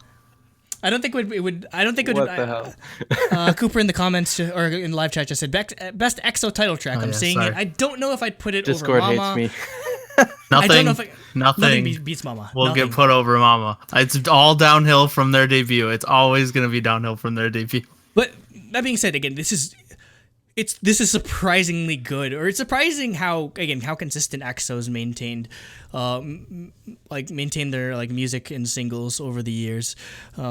I think the thing I really love about this is there's so much musical intricacy to this song. Just like it kind of feels like a classical song almost in a way. There's a lot of like different movements and different like beats, and they sort of like do like halftime sometimes. And there's some parts where like during the bridge where it's just literally just them harmonizing and like the bump bump bump bump bump bump bump. Like that's how good EXO is, where they don't need actual instrumentals. They can their voice is basically the entire backing track for them.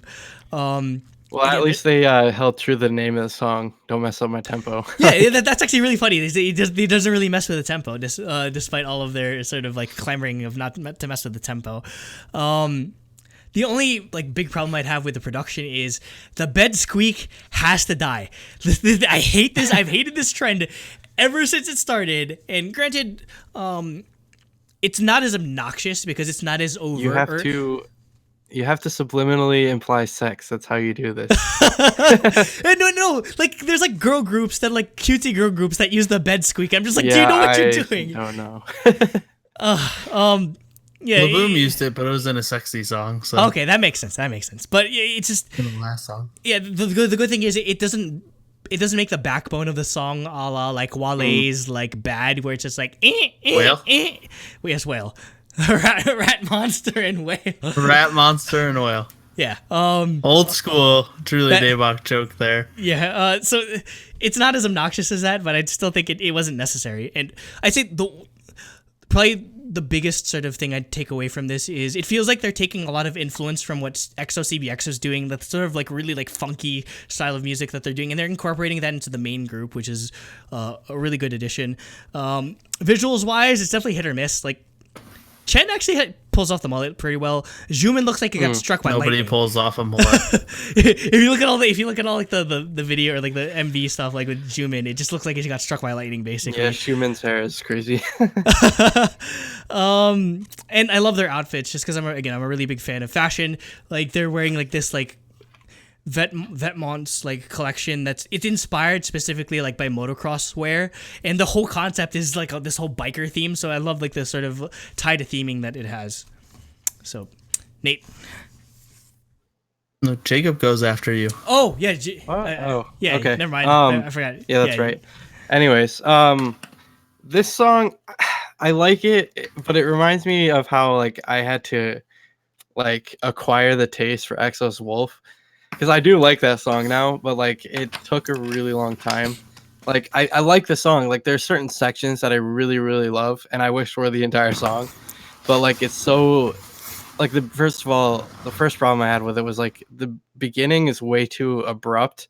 It's like we just started in the middle of the song and like just went from there.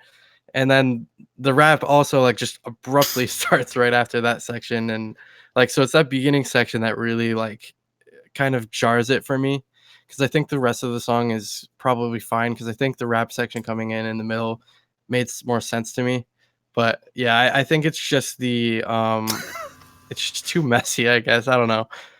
I like the song, but it's just I definitely don't know if I would have chosen it for the title track. I'm with Andrew. I think the song is all over the place, but it's not a bad thing. Like you said, it's almost doing like movements. Yeah.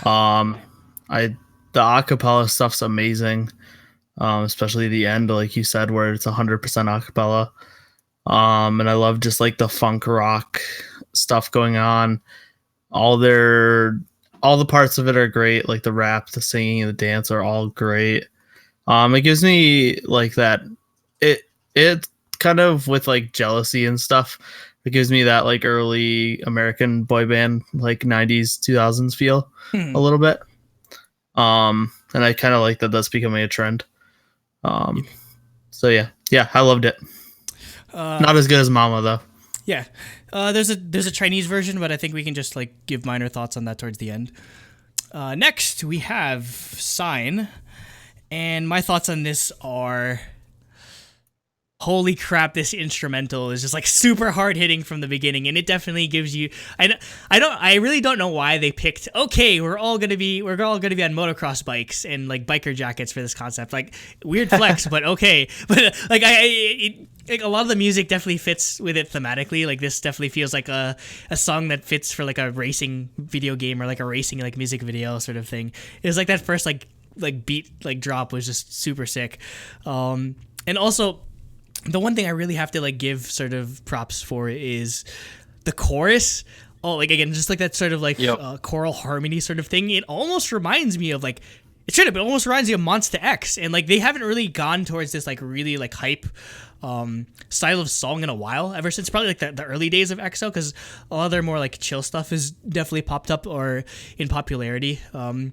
So it's really cool to hear this from them, because it's kind of a throwback style in a sense. Jacob. Yeah, so for me, like the first note I wrote was whoa. Darn it, I stole it out of my notes. And like that's immediately the first thing I wrote down. Also, I really especially like the section where Chen sings in the pre-chorus. I thought that was really, really nice and smooth. I just like anytime he sings, honestly. Yeah, basically. I mean, Chen's voice is amazing. But and then I also wrote that I liked it better than Tempo right off the bat. Yeah, you could make an argument. This could potentially be like a single if you really thought. There are so many of these songs that could have been single. A particular track on this album, though, I really, really loved, and I wish was a single. I mean, or at least like a second single or something. You could say that a lot for EXO's album. I mean, granted, like I can be hit or miss with their title tracks, but again, their albums always just maintain consistency. Honestly, I bet they picked the weird one just because they're like, "Whoa, EXO came out this really weird song. Listen to it." Like, yeah. So, and I mean, that's the nature of the group. I mean, EXO was supposed to be like an experimental type group. I think that's honestly SM now at this point. Yeah, SM. So. Like, it's definitely, and you could see the last 4 groups they've debuted have been like pretty experimental. which just makes me You excited. could argue 5. Like, I don't know. Like if we get Yeah. like the girl group equivalent in terms Definitely of music, 5. not in terms of Yeah, like 5. if the next girl group is kind of like NCT, not in terms of like how many billions of groups there are, but in terms of like how Yep. experimental their music that is, that's gonna be insane. And it makes me so. I think it should be how many billions of members there are too, please. I mean, granted, yeah, it just gives you Billions excuse. of girl group members. It's just like you could cheat and basically like, okay, this person is my bias in this unit, and then they're also in Yep. that. Yeah. You could fuck around with like bias numbers, but So Nate, many what'd you- complete sets of 4. Nate, what did you think of this song? Yeah. Like I said, Jacob stole my notes. I said I love the wub wub intro and the beat for the verses. And also I agree. I thought the pre-chorus vocals were amazing. I don't know the members as well as you guys, so I guess it was Chen. The one thing is I felt like the chorus was a little boring compared to the rest of the song. Yeah, probably. So like that kind of dropped it a little bit for me. But I love the verses and the pre-chorus a ton. Next up, we have Ooh La La La. Also produced by Jamil. Crap Digi your Cha- pants. No. No, it does not say crap your pants. This is also produced by Jamil Digi Chamas. So, again, another thing I appreciate about EXO songs, again, is there's very rarely ever, like, repeat like genres or just styles of songs on their albums in this sort of way. This is definitely, and yeah, this is a clear break from the last two where they're like really hyped. This is a lot more chill, almost like a Latin vibe type of song to it. Yep. Again, it has a lot of she has a lot of the same DNA as like earlier album tracks that they've put out. So yeah, I really enjoyed it, and again, Jamil Digi Chamas definitely is definitely going up in terms of my producers to watch, because he actually released a lot of good music this year, honestly.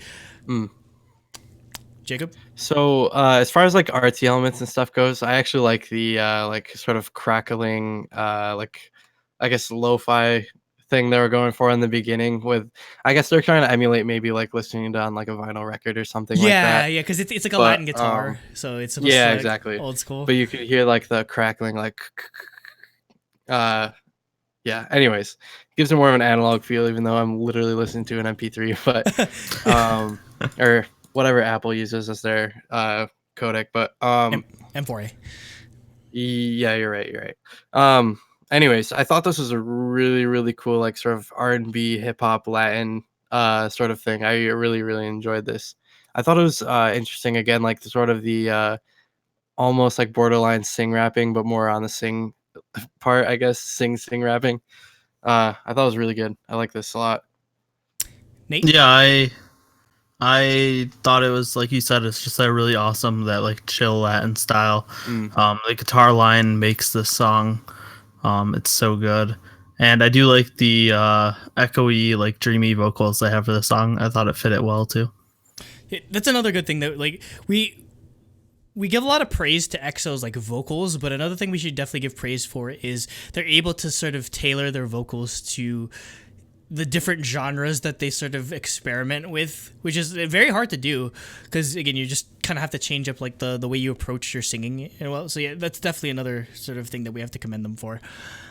Next, we have Gravity. It's a cover of the Sandra Bullock and Yeah, the cover of the Sandra Bullock and George Clooney movie. George Clooney movie. It's a cover of the entire movie. No, but I love this song. It's another song where I love the instrumental so much. It's produced by London Noise, and basically EXO should just do, like, London Noise and EXO should just do the entire Cyberpunk 2077 soundtrack, because it's like the first thing I thought of. It's like some crazy like Outrun futuristic type track, and it fits so well. It definitely, you could definitely feel the similarities between this and Power, because obviously they're both songs that are done by London Noise. But again, I really love that intro. Just sold me so much. Like I really wish this had a music video, because you can imagine just some like really like vaporwave ass looking, like, I don't know, just like black like car with like all this like red like neon lights and everything. Like, oh yeah, like driving, just night drive in like this futuristic 80s like, environment. Yeah, like basically like Cyberpunk 2077. It's literally Cyberpunk 2077 the song. Put the money into this and make that MVSM, please. So my only notes on this were in all caps. Holy fuck, this beat! like, like this is easily the best song in the album for me. Easily, like it's not even a contest. You can make an argument for This- that, honestly. This Yeah, it's up literally there, but- like knocked me out of my chair as I was listening to this today. I was like, oh my god. Like this is the only song on the album that I've listened to like over 10 times already. Jeez. like That's a lot. like after I was considering done listening for the review, I just listened to the song on repeat for That's a couple times. if you're doing the math, that's like 1/3 of heart. That's like 1/3 of KDA or Heartshaker. Yeah, well, Heartshaker has like over 250 times. Okay, so it's billion 1/3 KDA. listens. Yeah, 1/4 KDA, but Okay. still, like this is a really amazing song. This is up there with some of my favorite EXO songs already. Mhm. I love this. Mhm. Also, like so funky. I love it. I love it so much. Yeah, Make your this the single. Come on. your notes are very similar to mine, where I literally just wrote the beat is so good, and give me a whole album of this. Yes. I just want just an entire album. Although, after saying that, it isn't my favorite song on the album. Ooh. It We'll get easily is there. mine. We'll get there. Okay. Okay. I do love another one. Actually, I circled another one. It's one of my favorites. And just before I forget, lyrics were actually written by Chanyeol for this one, and I think Wow, awesome. My bias, because I he's don't the know if only it's member I really I don't know know. if it's just From the what, rap like part. roommate? Yeah, I because don't know if it's just the rap part or Roommate. if he just actually contributed to it. It wouldn't surprise me considering EXO's pretty involved in the production process. In the production process for a lot of their music. Yep. Next up, we have With You. Again, just like they're just experimenting with all these sort of different sounds. This is an EXO drum and bass song. Like that's like all you really need to know about it. It's EXO doing drum and bass, and it's amazing. Not as good as Dreamcatcher though. Yeah, sleepwalking. Oh my god. That's all I have to say, honestly. Okay. I love it solely for the fact that it's drum and bass. First thing again, like this album has really good like intros to songs. Like I really like the like elevator note they sort of used in the beginning, like the and yeah, I overall I really like the song. I thought the vocals were like impeccable as always. Like honestly, a lot of the songs in this album were really hard carried by Chen, Baekhyun, and Dio. Oh yeah, definitely, definitely. They all had really great vocals in this.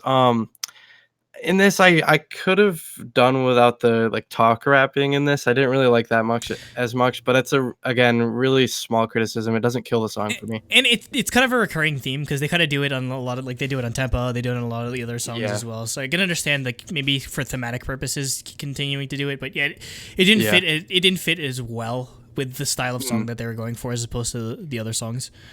Yep. Nate? Yeah, I thought this was like, I really love the instrumentals. I like how unique they are.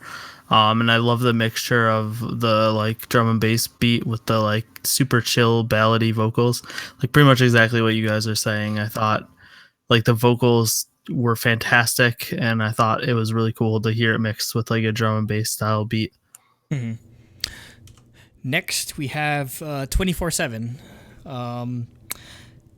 Is there a song called 24/7 already? There's plenty of Twice songs has one called that, I think. Okay, yeah, because I was check. gonna make the joke, but I was just like, is there? Okay, I think it was on Twiceagram. Okay, yeah. I'll check for sure. Yeah, I'm Anyway, checking too. This probably would be the only miss for me, but that's just like that's a pretty high bar or whatever. Just because I'd say the only reason why this song doesn't stand out as much to me. Yeah, they have a song called 24/7 on Twicegram. Yeah, I figured. Cover the Twice song. Yeah. So basically, the only reason why this song doesn't do it for me as much as like the other ones is just because literally almost every song on here I ended up enjoying. Is that like basically it's just hard to stand out when like every song is just so good. That being said, I still love the chorus and I love the vocals on this especially. It kind of reminds me of a Shiny song, to be completely honest. Yeah, honestly, that I could see that for sure. I really like the song, and what really carried it was the hook. I thought that was super catchy. 24/7.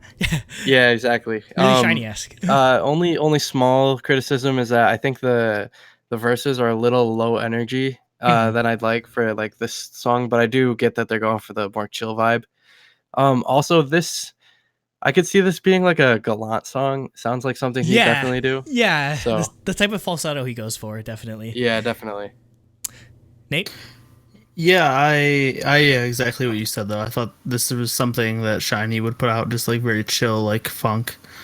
I thought the like minimalistic intro was really good, and then the falsetto was fantastic. Next up, we have Bad Dream. This is a future-based style track, so that's obviously going to be one of my favorites, just immediately. And I think they work well with the style of future-based, just because the processing, they always add a bit of processing or just like a bit of like, not really auto-tune, but they definitely do some type of filtering when they do like the group chorus vocals and everything, and that fits so well with future bass. Just like it fits well with that style of electronic and trap instrumental. Yeah, I really like the sexy guitar they went with in the beginning. I thought that was really nice. Yeah, overall I really like the song as well. I didn't have too much to say about it, although in one particular verse I thought Dio's voice really stood out a lot. Dio's I thought he super shined underrated. a lot. He's super underrated, actually. Honestly, the only reason he's so underrated is just because he's surrounded by so many good vocalists. Yeah. Like Chen and Baekhyun are so good. Like they're honestly Suho, another amazing vocalist. Like, Suho, yeah, exactly. Suho's one of my favorite SM Station songs. So, yep. Nate. Yeah, I thought, like, I'm always down for future bass too, like you said. The one thing that stood out to me was like the really high like synth whale call sounding thing, like instrumentals. It's just like, it's really. It's just like almost out of human hearing range, basically. Yeah, it's really unique, but I thought it was fairly cool. So that stood out to me. Next, we have, this is probably one of my favorite songs on like the latter half of the album, Damage. Another London Noise song, and freaking London Noise they go like straight like future like funk and like all this like crazy like outrun type stuff. This song's like straight up like a hip hop track with like trumpet and like piano backgrounds and everything. So really cool stylistic change on that part. And yeah, the chorus of this is probably the highlight of it, just because it's super catchy. Like the damage, like the way that again I'm usually I have an aversion to choruses that tend to repeat like one or two words, but the way that they're able to make music, they're able to deliver it musically, which again is a very hard thing to do. So that's why it ended up becoming a lot more catchy than it otherwise would have. Yeah, I only had, like, so for me, I didn't like the first 20 seconds of the song. I didn't like Chanyeol's original verse. It seemed kind of generic for me. But like the rest of the song like made up entirely for that. Like the rest of the song was amazing. Again, like high impact chorus, awesome vocals again as always. I don't think I need to keep commenting on that because like it's kind of a given. I know. So yeah. So definitely it's hard not to like ignore how good their vocals are. It's kind of a given. I also like that they actually use some group vocals for the chorus in this song. At least it sounds like it. At least I don't know if it's layering or group vocals, but I think that's what it is. Nate? Yeah, I love the bridge with the piano line and the vocals. But yeah, the rest of the song, this was one of the ones that didn't really stand out a ton. It's decent, it's good, but nothing really stood out. Okay, next up we have Smile on My Face, which is the ballad track. Of course, you're gonna get a ballad track on every EXO album, and man, it's probably one of their best, honestly. And it's kind of hard to differentiate maybe a bit. EXO has an amazing library of ballad tracks, but I'd say I love this one especially. Again, it's super hard to ignore just the sheer amount of vocal talent you have on this, and obviously, like Chen is again. I think I mentioned this last year, but Chen is really Chen got nominated for Biotracker of the Year, I believe, on my part, just because his vocals have just stood out so much to me among all EXO songs. Just like the amount of power and the amount of emotion that he's able to deliver in his voice really stands out on these ballad tracks. I'd love it. I know CBX or I know like there's like already like a subunit and everything. I'd love to maybe he can get us like a station single where he's doing a ballad or whatever, but I just love to hear more of him like tackling ballad songs, because I feel like it's really where he shines. Yep. I really like to hear Chanyeol singing. I thought that was nice because he doesn't Yeah. sing that often. He's usually just a I know, rapper. he's pretty good at singing too. He's not bad. I like hearing more deep voiced singers because you don't get that a ton in K-pop. Mhm. Usually you're like, oh, you have a deep voice, you're the rapper. So yeah. Basically. And then I also thought again like awesome vocals, especially in the chorus. That was really nice. Yeah, obviously we've been saying this whole time, vocals are amazing. I think like I really like the instrumentals even though they're really basic in this song. I think it just fit really well. The final like proper track is Oasis. It's a great like ending track, honestly. Yep. And the beat to this is just incredible. And this sort of, again, we've talked about a lot how they process their vocals a lot for the chorus and everything, but the way that they did it for this definitely reminded me a lot of like a GOT7 track, to be completely honest, which is kind of a really weird sort of tangent for them to go on, but it works so well with EXO, surprisingly. So again, I thought this was a great way to end the album. Yeah. So love their use of like pauses and silence with the beat. That's what really stood out to me the most. Like, again, I've been talking about like how much the impact happens, and their use of silence really accentuates that. Definitely. So, like when the beat kicks in, it really kicks in because their vocals also do at the same time, and like for the chorus, and it's awesome. I love that. Yeah. And my other note was again like really awesome end to an awesome album. So yeah, this was my second favorite song in the album. I really like this one a lot. Nate? Yep. And yeah, I agree with Cooper in chat. He says it's the best song. This is my favorite song. Really, like I think they saved the best for last. Really, the only minor gripe I have is Jacob's favorite trap hi hat. That they have. I only didn't notice well it? with it though. Well, Honestly, no, I did notice it. I don't Okay. like it when it's annoying and useless. You know, Yeah. I thought it was fine in this song. Yeah. I'd say because but it probably works well because again, just like how Jacob was mentioning the like the pauses, it's definitely it's the one structure or the one constant in the entire song. So you kind of need some, you kind of need something to help like keep time. So while they're sort of doing like the off time or like the pauses in that sort of way. But yeah, the rest of the instrumentals I thought are just top tier. Like I loved everything about this song. And just All before we get to scores, just have to mention the tempo Chinese version. So not really much to say on this, honestly. I just, at least on my part, I just have to say I'm glad Lei is back and he actually gets lines in this, and I believe like Chanyeol and Sehun rap in Chinese as well, or Mandarin as well. So yeah, really, it's kind of sad that I don't think they either had the time or just like the they probably didn't have the resources to do. They usually do both Korean and Chinese albums separately, but yeah, this is one of the times where they just ended up just doing the title track as Chinese. Does Lei sing in the Korean version? I don't think so. I mean, he's in the music Does video. he sing obviously. in the Chinese version? Yeah, Chinese version. He has Okay, he cool. has a few lines. All right, cool. Because I remember in the music video they just show his face for like 2 seconds and call it a day. Because they have to, because logistically, because obviously when he has that US album that he's promoting. Right, still, yeah. Obviously They're like, hey, he's still in the group. Believe us, please. Well, yeah, I think it's just because he has like obligations everywhere that he couldn't fully promote as part of. But I'm sure he's super successful in China, so that's the thing. It's hard to keep him in X. It's hard to think of anyone being more popular than being in EXO, and yet Lei has managed to like find bigger success than actually being in the group itself. So, yeah, good on him, honestly. Yep. All That's right. I had to say, Nate? No. Nate, do you have anything? No, Jacob. Jacob. Or you're right there. Actually, no. I was just trying to hijack the topic for some reason. I don't know why I was doing that. It's okay. Okay, so no, I don't have any notes.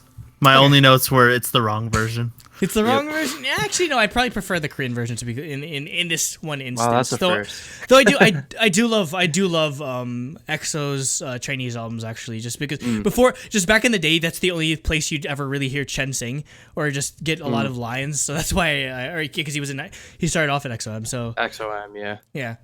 That's why they gave him the stage name. That's why Chen and Xiumin have like more like Chinese sounding stage names, because they wanted to. They were trying to make them more accessible to the Chinese market, despite being Koreans.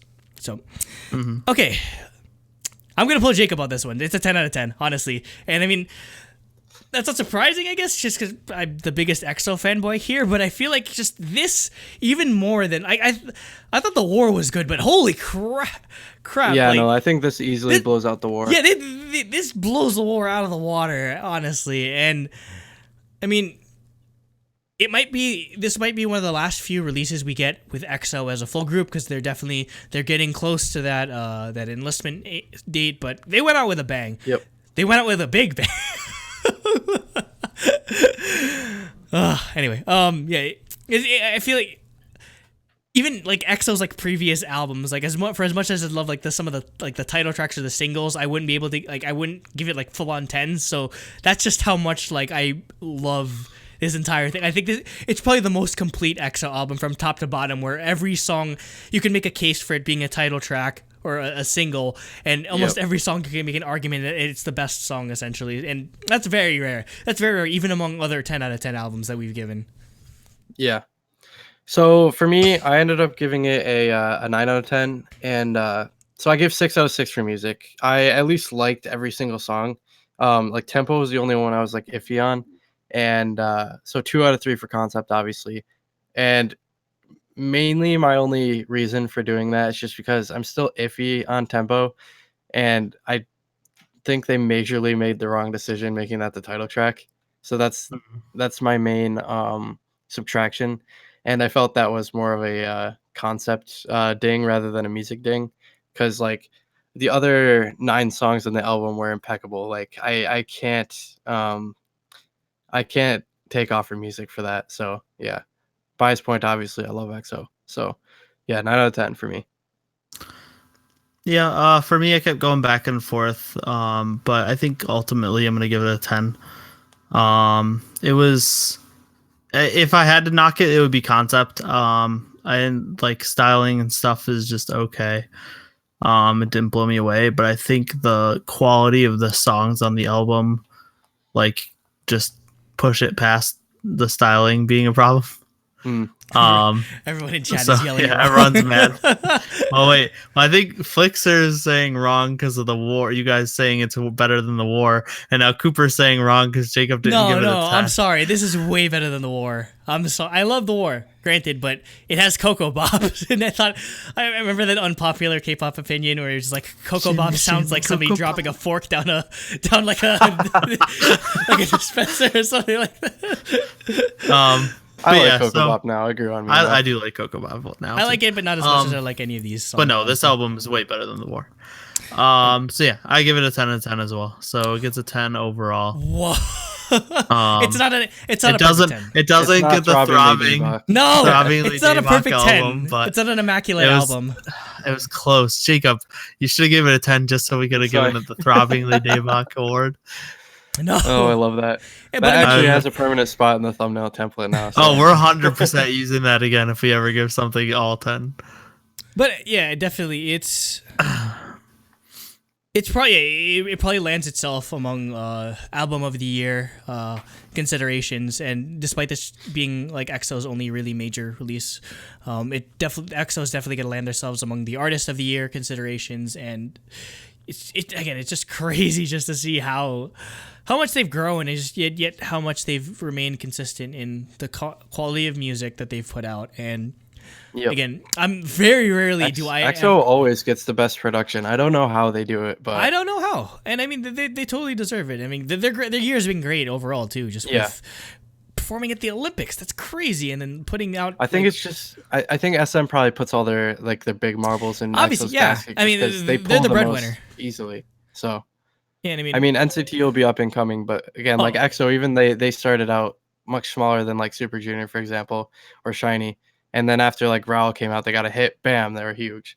Yep. So NCT on the other hand, it seems like they're definitely like coming into their own. So yeah, they're getting there. So they're definitely being groomed to be the next big group once EXO starts going through their military obligations and that sort of thing. But yeah, they really. they put out their best album before all of that, or they put out their best for hopefully not last. And I honestly can't wait to see what they have in the future. So 10, and it gets a truly Daebak album. Shiny. It gets a shiny. Yes. Yep. On to topic 4. All right. Which is the I.O.I branch, Gugudan. Buy the album, everyone, please. I'm going to once I can afford it. With Act.5 New Action. So yeah, they always do their acts. This is their 5th release, their 3rd mini album. And we are starting off with the title track, Not That Type. And I just love the concept of them doing new things every release, and having these acts. I did not expect this type of song, this minimalistic dance track. Cooper is excited that we're talking about Gugudan now. But yeah, I did not expect this at all. I love the brass section pickup during the pre-chorus into the drop chorus. I thought the styling and the choreo were great. Yeah, I was just really, really happy with this release. Like I said, it wasn't what I expected at all, but it's been stuck in my head for a while now. Yep. Definitely. Yeah. I mean, at first I was kind of a bit mad on it, but it's a song. It's why I listen to songs, or I give songs enough room to grow, because I don't like doing like first reactions or first impressions necessarily, because I feel like they kind of betray you to some degree. So this is definitely a song that grew on me. But one thing I've always appreciated about Gugudan is, like Nate says, is they are they're very, very, very loyal to the idea of, they do concept albums, as in each of their different like mini albums is a different concept and a different genre. And as someone that always loves to see groups push the boundary or go try out new things, Gugudan's basically like if it wasn't for how much I loved Wuju Sonyo, again, Gugudan's probably like number 2 in terms of how much I love the group. And I guess the sad sort of thing is that stylistic change and not maintaining a sound it's definitely a hindrance to their popularity, because I feel like this song definitely took a while to get to 1 million on YouTube, and in previous cases they were getting like 1 million, 2 million, 3 million, like a lot easier than that. And yeah, again, it's a lot harder, where in Korea they really just like one sound, or like you have to do this. It's like that I don't know, it's like that meme or whatever. It's like, what is your purpose? You do insert like whatever, and then they're like, it's like the robot doing like having like an existential crisis, where it's basically like they want you to stick to one type of sound. Where it's similar to CLC's problem, where they couldn't exactly pinpoint what song works for them fast enough, and so they just copied Hyuna.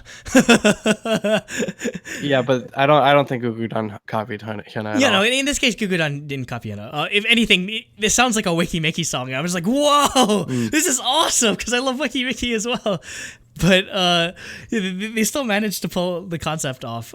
Again, that's so cool. Like, if you think out like where they started off, like with Act 1 all the way to here, it's just like the progression that they've made is so cool.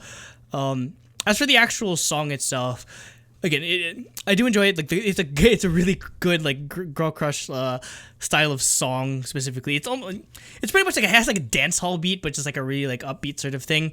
So yeah, the beat I'd say, or the instrumentals I'd say, are the most appealing factor of this. I'd say maybe the only sort of minor complaint I'd have is the chorus could be a bit more like interesting, like lyrically, than ooh, but that being said, I don't mind it necessarily, is because they're drawing attention away from the lyrics. They're drawing more attention to the choreography, which I really did enjoy. Exactly. Yeah, that's definitely a conscious decision that they made. So it's not really too big of a gripe, honestly. Also, again, Gugudan's another good group that, in terms of adapting vocal style to genre, Like again, like Sejong, like obviously Sejong's just like a really good vocalist, obviously, so she's definitely gonna be versatile in that sort of way. It's kind of funny just because like again she's kind of known for like, oh my god, she can belt or whatever. It's like she has an incredible voice, and yet she still manages to fit this concept very well. Same thing with like the rest of them as well. And obviously Mina's probably at home in this type of concept because she's the cutesy she's the cutesy rapper type person. In terms of visuals, I love the outfits. I love like the neon sort of thing. I love Fuckway Kangmina. Oh my god, I'm so in love. It's so good. And just obviously, I'm a big fan of streetwear in general, so I'm obviously gonna like it. Though I do miss black-haired Sejong. I do miss Cooper Band Flixer. The Boots is the best Gugudan song. Like even by a mile. But yeah, again, I really loved Sejong's like the bangs and the ponytail look that she had in Gugudan Semina. So I'm kind of sad that she went away from that here, honestly, because I really thought that was like a really good look for her. But that's just picky. That's just being picky at this point. I think most of them just had a really good styling in general. Yeah, so for me, I'm usually not a fan of the like repetitive beat drop chorus. Like we actually complained about that on Blackpink, but I thought it was really, really good and effective on this song. Like it's got to be fun and it's got to be high energy, and for it to be pulled off. And I think Gugudan really did that. And overall, I think this does give A Girl Like Me a run for its money for my favorite Gugudan song. Wow. So yeah, I really like this. I forgot to mention the Woo Girl Woo is so good. I think it perfectly, like exactly like you said, it keeps that high energy up. Just that part where they're just like woo. Also, another thing I really like is just the sort of who's doing the English at the end. I'm not sure. I think it's Nayoung, if I remember correctly. I don't know. I'm not 100% sure. That's the thing. I'm really bad with names in Gugudan. For as much as I love them, I'm just like Sejong, Mina. But that being said, like again, I still really like that sort of tiny detail of like the English. That's so loud. Yeah, I'm gonna check for it. But yeah, next is Be Myself, and this is that funky R&B that I think they do really well. It's got sexy sax during the chorus, and Mina's rap. Holy shit. It's so good. She goes so hard in this song. Yep. And like she needs to feature on a Ravi mixtape. Why hasn't this happened yet? Jellyfish, what are you doing? She proved in this song that she can do like an actual like hardcore trap song. Why can't like Ravi just feature on a Gugudan track? Like imagine Ravi featuring Well, he made one of these tracks and I think he had a English he did? intro. Which one? Yeah, I'll look it up. Okay, yeah, but that's all my thoughts on the song. I thought the song was amazing, and they fit this style so well. Obviously, this future bass. That's all I really need to say. But yeah, again, this really like going towards like this type of sounds is what really makes me appreciate the sort of like musical chameleon aspect of Gugudan, where like again. Yep. You'd think hearing this song, you'd think, oh, this is probably what Gugudan does like as for a living, basically, or just like this is what their entire sound is. Just how well they're able to fit these different sounds is just so good. And again, Mina, just that verse is just incredible. Yeah. It's probably her best rap verse, like in general, like taking into account like everything that she's done both inside of Gugudan and outside of Gugudan and with like I.O.I and everything. So yeah, it's probably one of like her most memorable verses as well. Yep. Yeah, like literally my first note, or not my first note, but one of my notes was Mina's rap. Holy crap. Yep. Like in all caps. Like, oh my god, that was amazing. She goes in on this song. I was waiting for this all my life. Yep. And also, again, like super interesting to hear Gugudan do like the future bass R&B style song. And I wasn't expecting them to do anything like this. So like super awesome to hear. I also just found out that this was their comeback bonus song. So there's a live version of this. So I need to watch that after this. Oh, okay. I need to watch. see Mina I need do to see that rap. choreography to this. Oh. I need to see Mina do that. Hopefully it's not cut, because usually they cut those songs. It's only 2 minutes long, so hopefully it still has Mina's rap in it. Oh, if they take out Mina's rap, like I am going to write a strongly worded letter in it. to Mnet. They're like, what does this say? It's in English.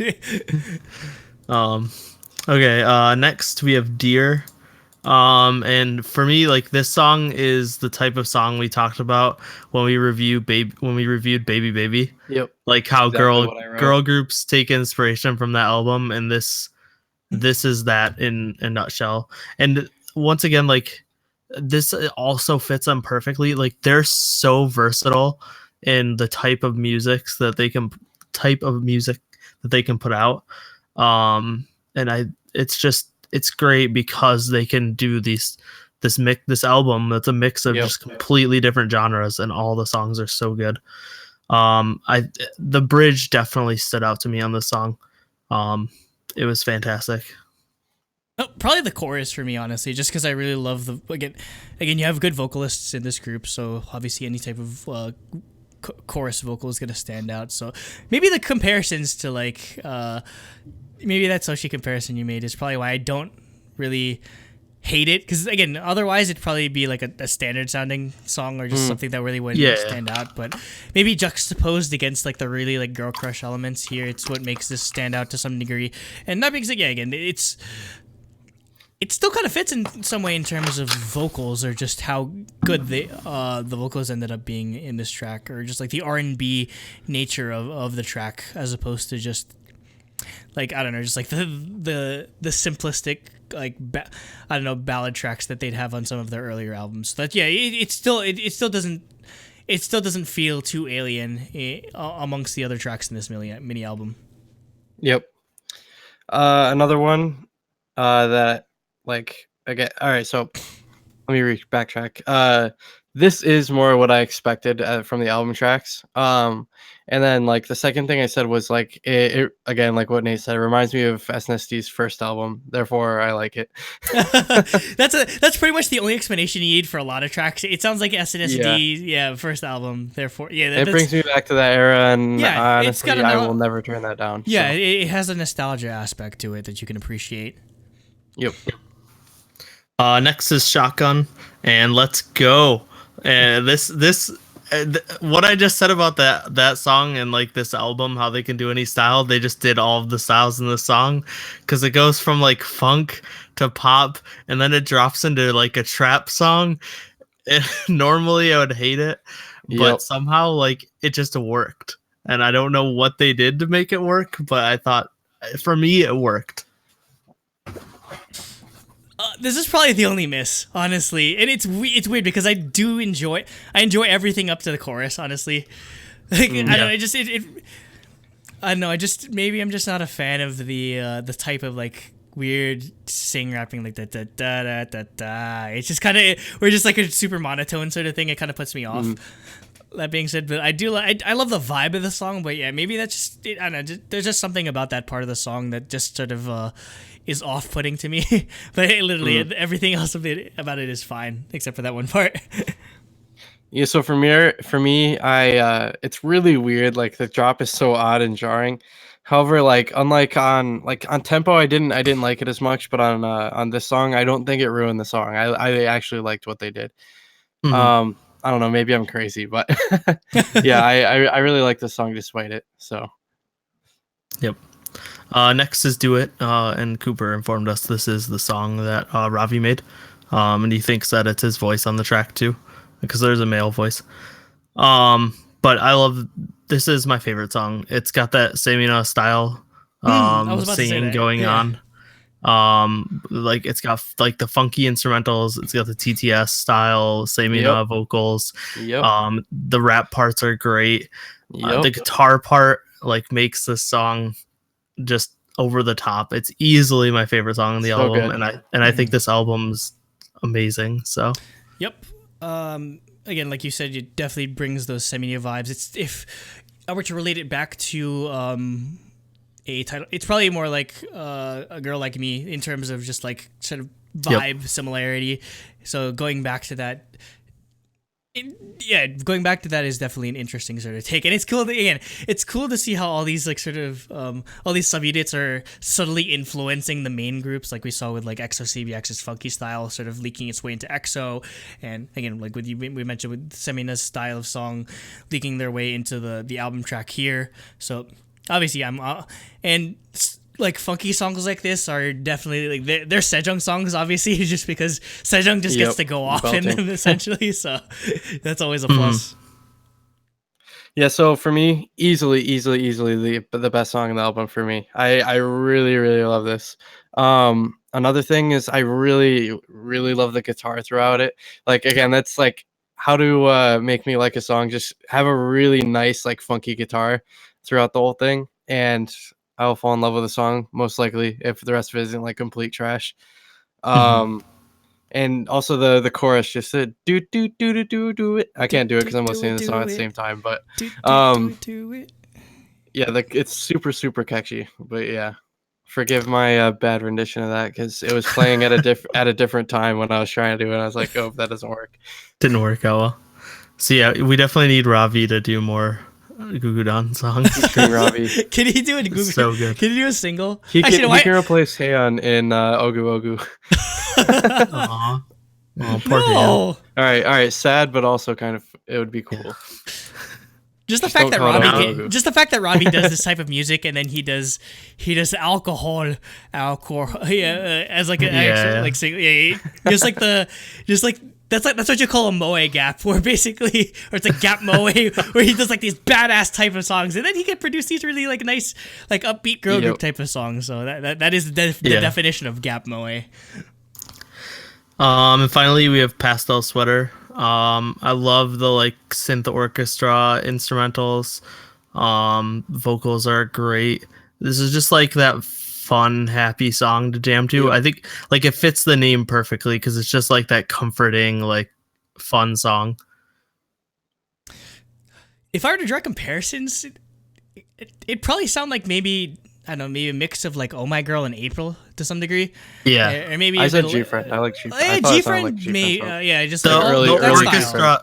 Yeah, the orchestra stuff makes it sound a little bit more like G-Friend. Yeah, and in that sort of sense. So I really enjoyed this. It's a good ending track, definitely, and the chorus is super addictive. You're my sweater, like that's like, I don't know, just like that. I get it. Normally I'm very sort of irritated by repeated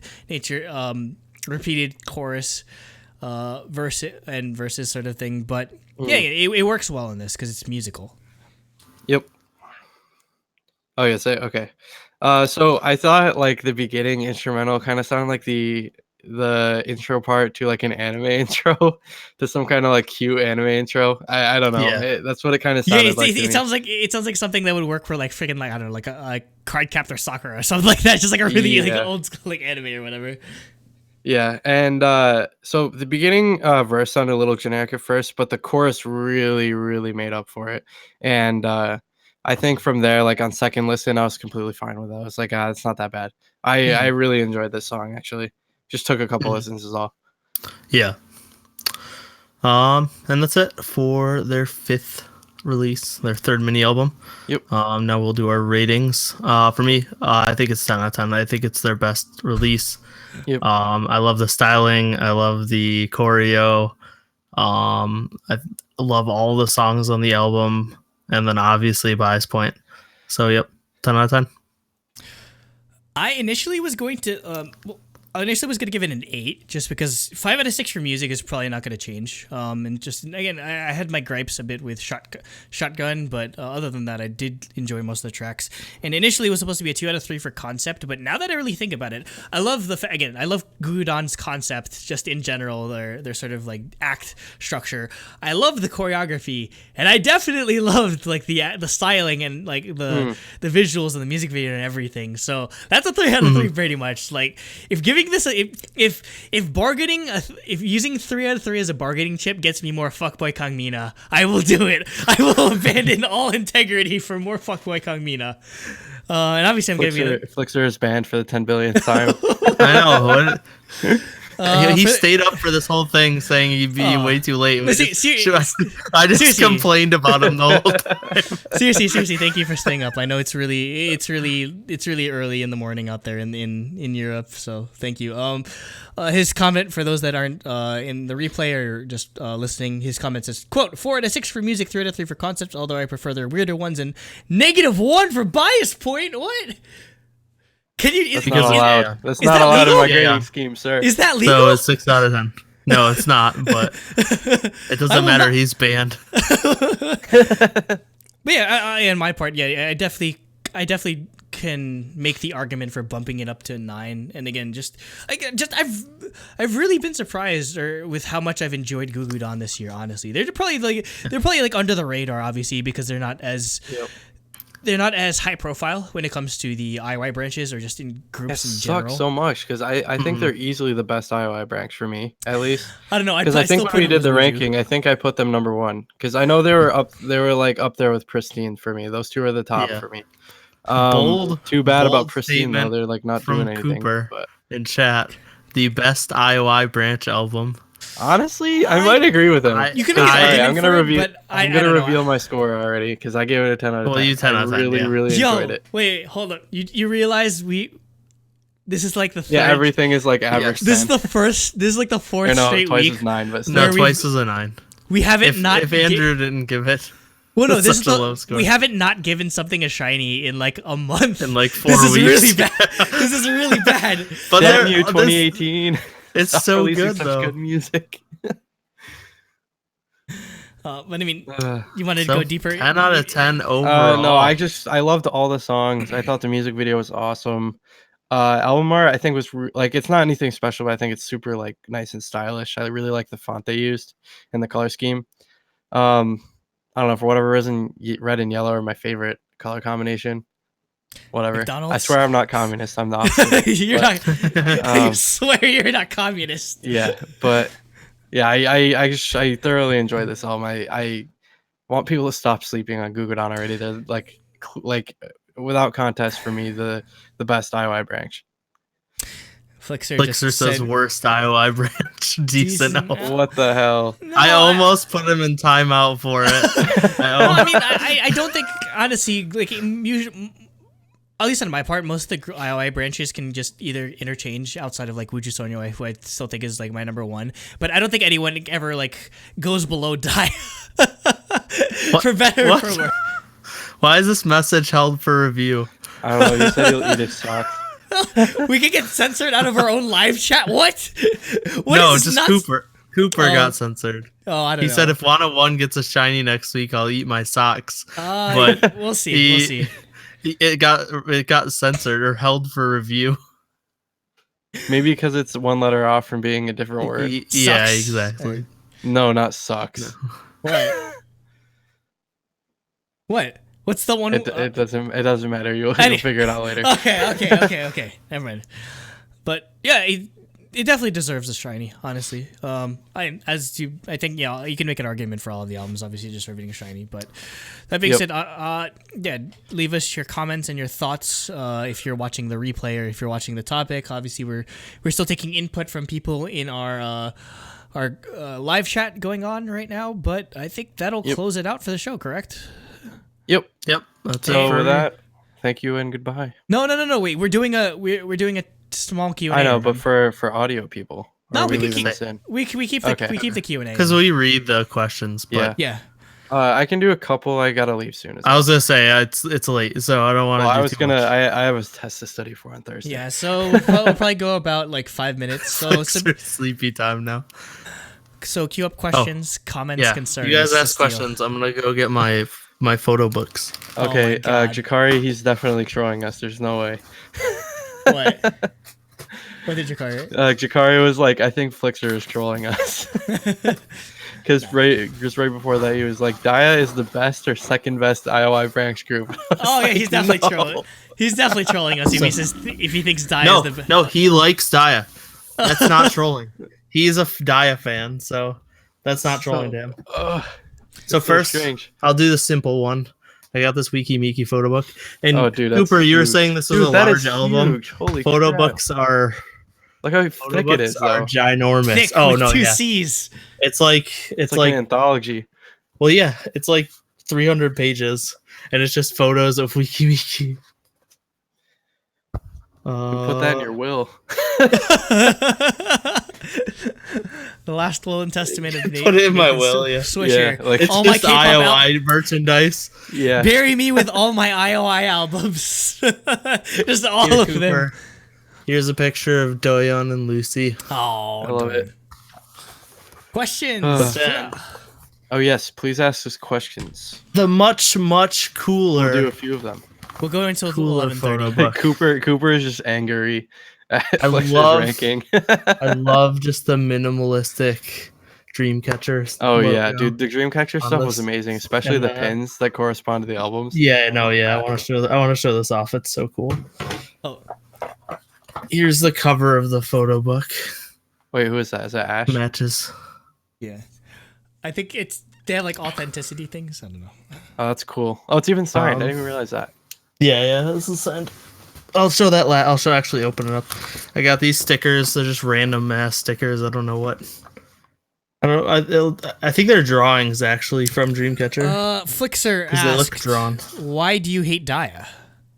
We don't hate Daya. They're just the worst. Yeah, they're just. I don't know. All their music has been mediocre. For me. I don't know if it's any. They don't click with me. Granted, I came around to God. What was the most recent comeback again? I wanted to say Bingo Bango. That's A.O.I. No, it's. Oh, I can't think of the name. Wow, we hate Daya. No. Wow, we really hate Daya. Hold on. I got it. It's Woo Woo. Yeah, Actually, that's right. I actually ended up coming around to it a lot more than I did initially. So that being said, Daya is definitely making progress, but I just think they're a victim of poor management, and that's probably the reason why we don't end up liking a lot of their music. Honestly, just because they haven't been giving good enough stuff, and you're just showing us your webcam at that point, just because it's super reflective. Jakari Finn Mordecai says, "Can you email me all the Doyeon pics?" Sure, I guess we'll email it's gonna take me literally hours to take pictures of all the He's Doyeon gonna pictures. scan it all. Photo book. This is what Jacob was talking about, though. It's really cool. The pin set for all the albums.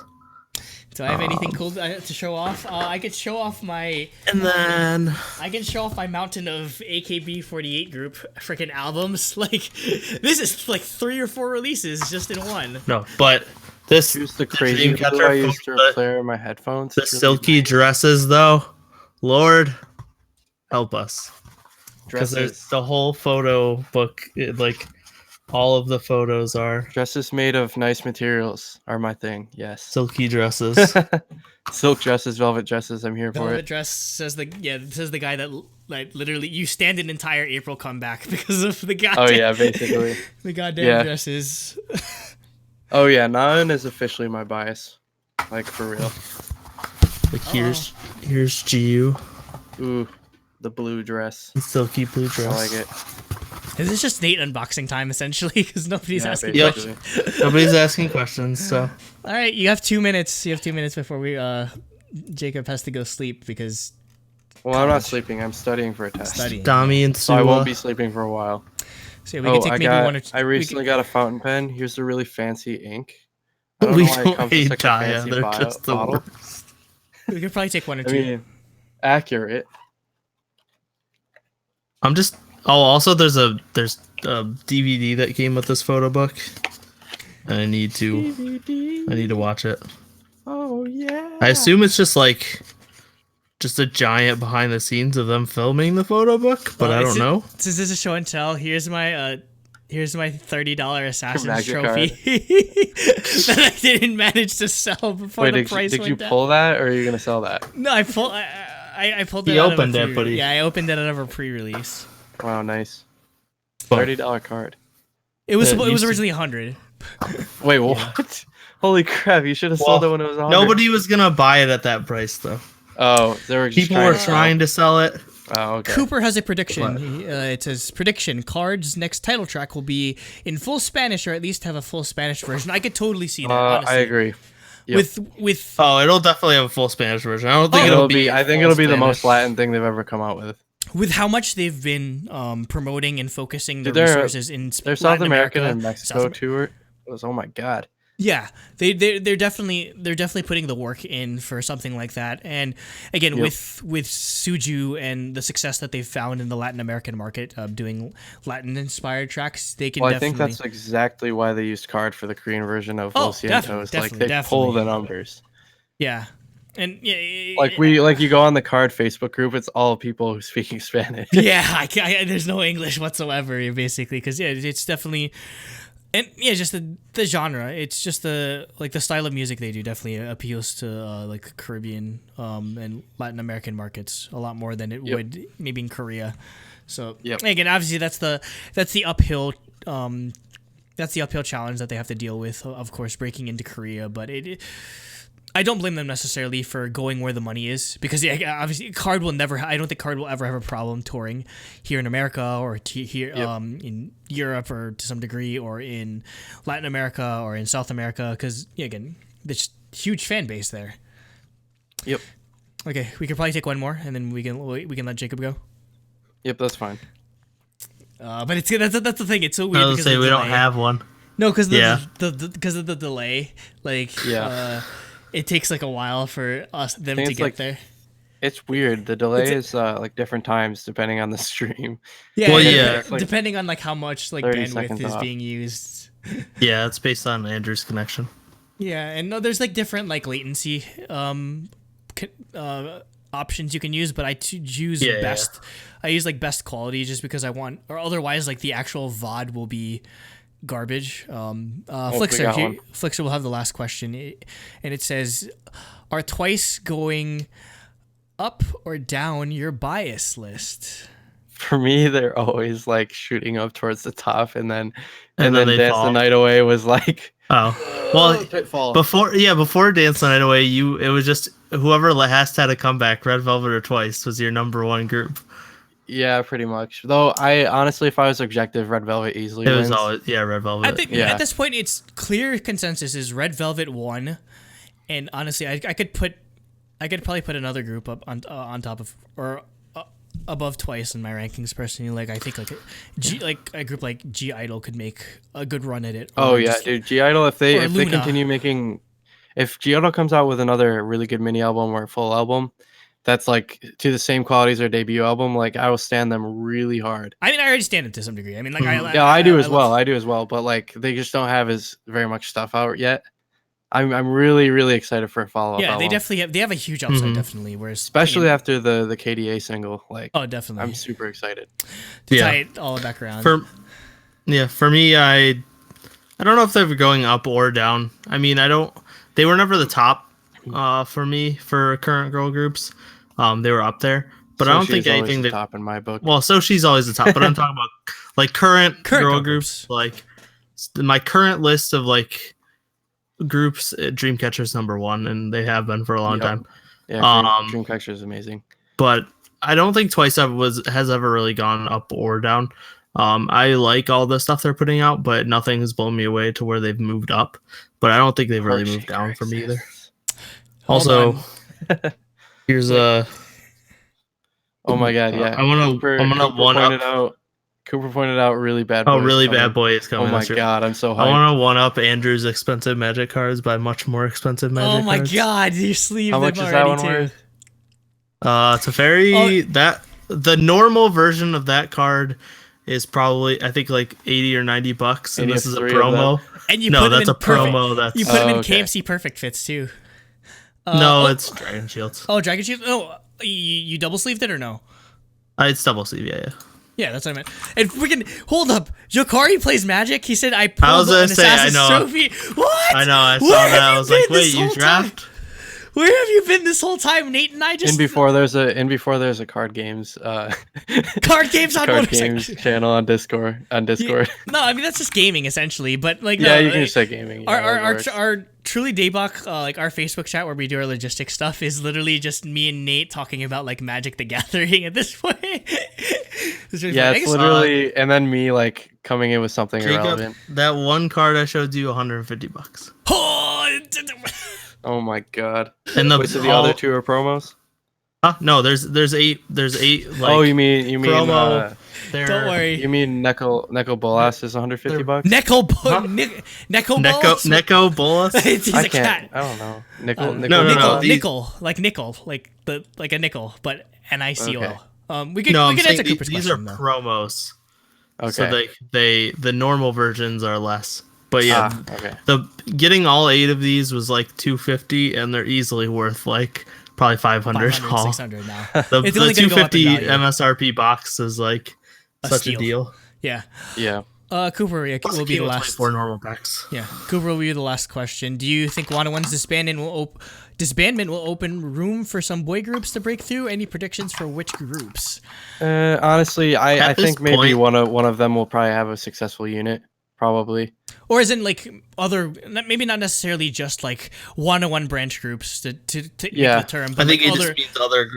I'm not sure that room really needs to be made, to be honest. Yeah, I was I gonna feel say. like 101 stands are only going to follow 101's. Yeah, that's stand the thing. groups anyways, at least in Korea. They're very So- isolated in terms of like They're fandom. branch So groups, I mean. like yeah, it doesn't seem like there's going to be now that 101's out of the picture, like anyone's really necessarily going to break through any more than they already have. Because I mean, you still have groups like obviously outside of like EXO and BTS, you have Also, good. well, I was saying also firsthand, we witnessed 101 like 101 stands like, are fans. fucking scary, man. They're terrifying. Oh my god, I'm The so ones scared. the ones at KCON, I was like, oh my god, like They flew. I remember They we literally just me and Andrew look at each other and there's like this giant lens There was between a our heads. telephoto lens right between us. I was like, what the hell is this nonsense? Oh man. I'd say if there was one group that I'd say would probably like benefit from the like 101's power being sort of like distributed among other groups, which I don't think I honestly it's probably an easy like prediction that none of the like branch groups are ever going to outshine 101. That's a given at this point. But honestly, one of the groups that could probably make a really big strides in the aftermath of this is probably the boys. I think the boys have a really good shot at making it big just because of how good their releases have been all year, and it definitely seems like they're picking up steam in Korea as well. It's not just a Western fandom thing or just an like a I don't know, just like a Produce 101 thing. But yeah, I could really see the boys making a big push next year now that they have like a full year under their belts. Why Why am I banned? I don't know why you're being banned, honestly. Maybe because I said only one group would probably succeed. I don't know. That's just what happened to I.O.I. I mean, yeah, that's probably that's the truth of the matter. Honestly, probably the only group that's gonna succeed is the one with Kang Daniel in it. Let's be completely honest. Like he's like Korea's son essentially, and unfortunately, the way they treat a lot of the members is, other than like Kang Daniel, is really annoying, and that's I don't know. That's why I've just really been soured. Yeah. And as much as they're my boys, I went through all of Produce 101 with them, but it's just. It's just too much work. It's too hard to, and we'll get to that next week. We'll definitely cover 101. Yep. But I guess those are our thoughts for now. I guess. Nate, did you have any thoughts on any boy groups? No, I think I agree with you. Like I think they're pretty isolated and they're not really like gonna really leave room. Like I don't think there really is room to, if that makes sense. Like I don't think that. I don't think K-pop is a finite space. Yeah, exactly. Yeah. Exactly. And I think most of their fans are like pretty isolated and will probably follow the branch groups, but I don't see them like going and just all following one new group. So yeah. All right. That's it. Yeah, I gotta go to bed. Yep. And I have to study for this exam that I was supposed to start 40 minutes ago. Whoops, sorry. Okay. Take us out, Jacob. Yep. All right. Well, thanks for listening to this podcast this week, especially those who tune in live. Join our Discord if you're not on it already. It's Mucho Lit. Mucho lit. Mucho lit. Yeah. Thank you and goodbye. Annyeong. Stay. Oh, I didn't think of a good one, honestly. Just go creamy. Stay Just go with the throbbingly. classic. I didn't think of Throbbingly. I didn't think of a good one. Stay Oh, throbbingly no! creamy. No, Bob just joined. Bye. Sorry. No. Jacob has to go to bed, but stay. No, I don't. I have to Stay- study for a test. Stay, I have to go to bed. Stay late. Stay late. That's what we're gonna go out with. Stay Stay late. throbbingly Throbbingly late. Bye, guys. Thank you again. Bye.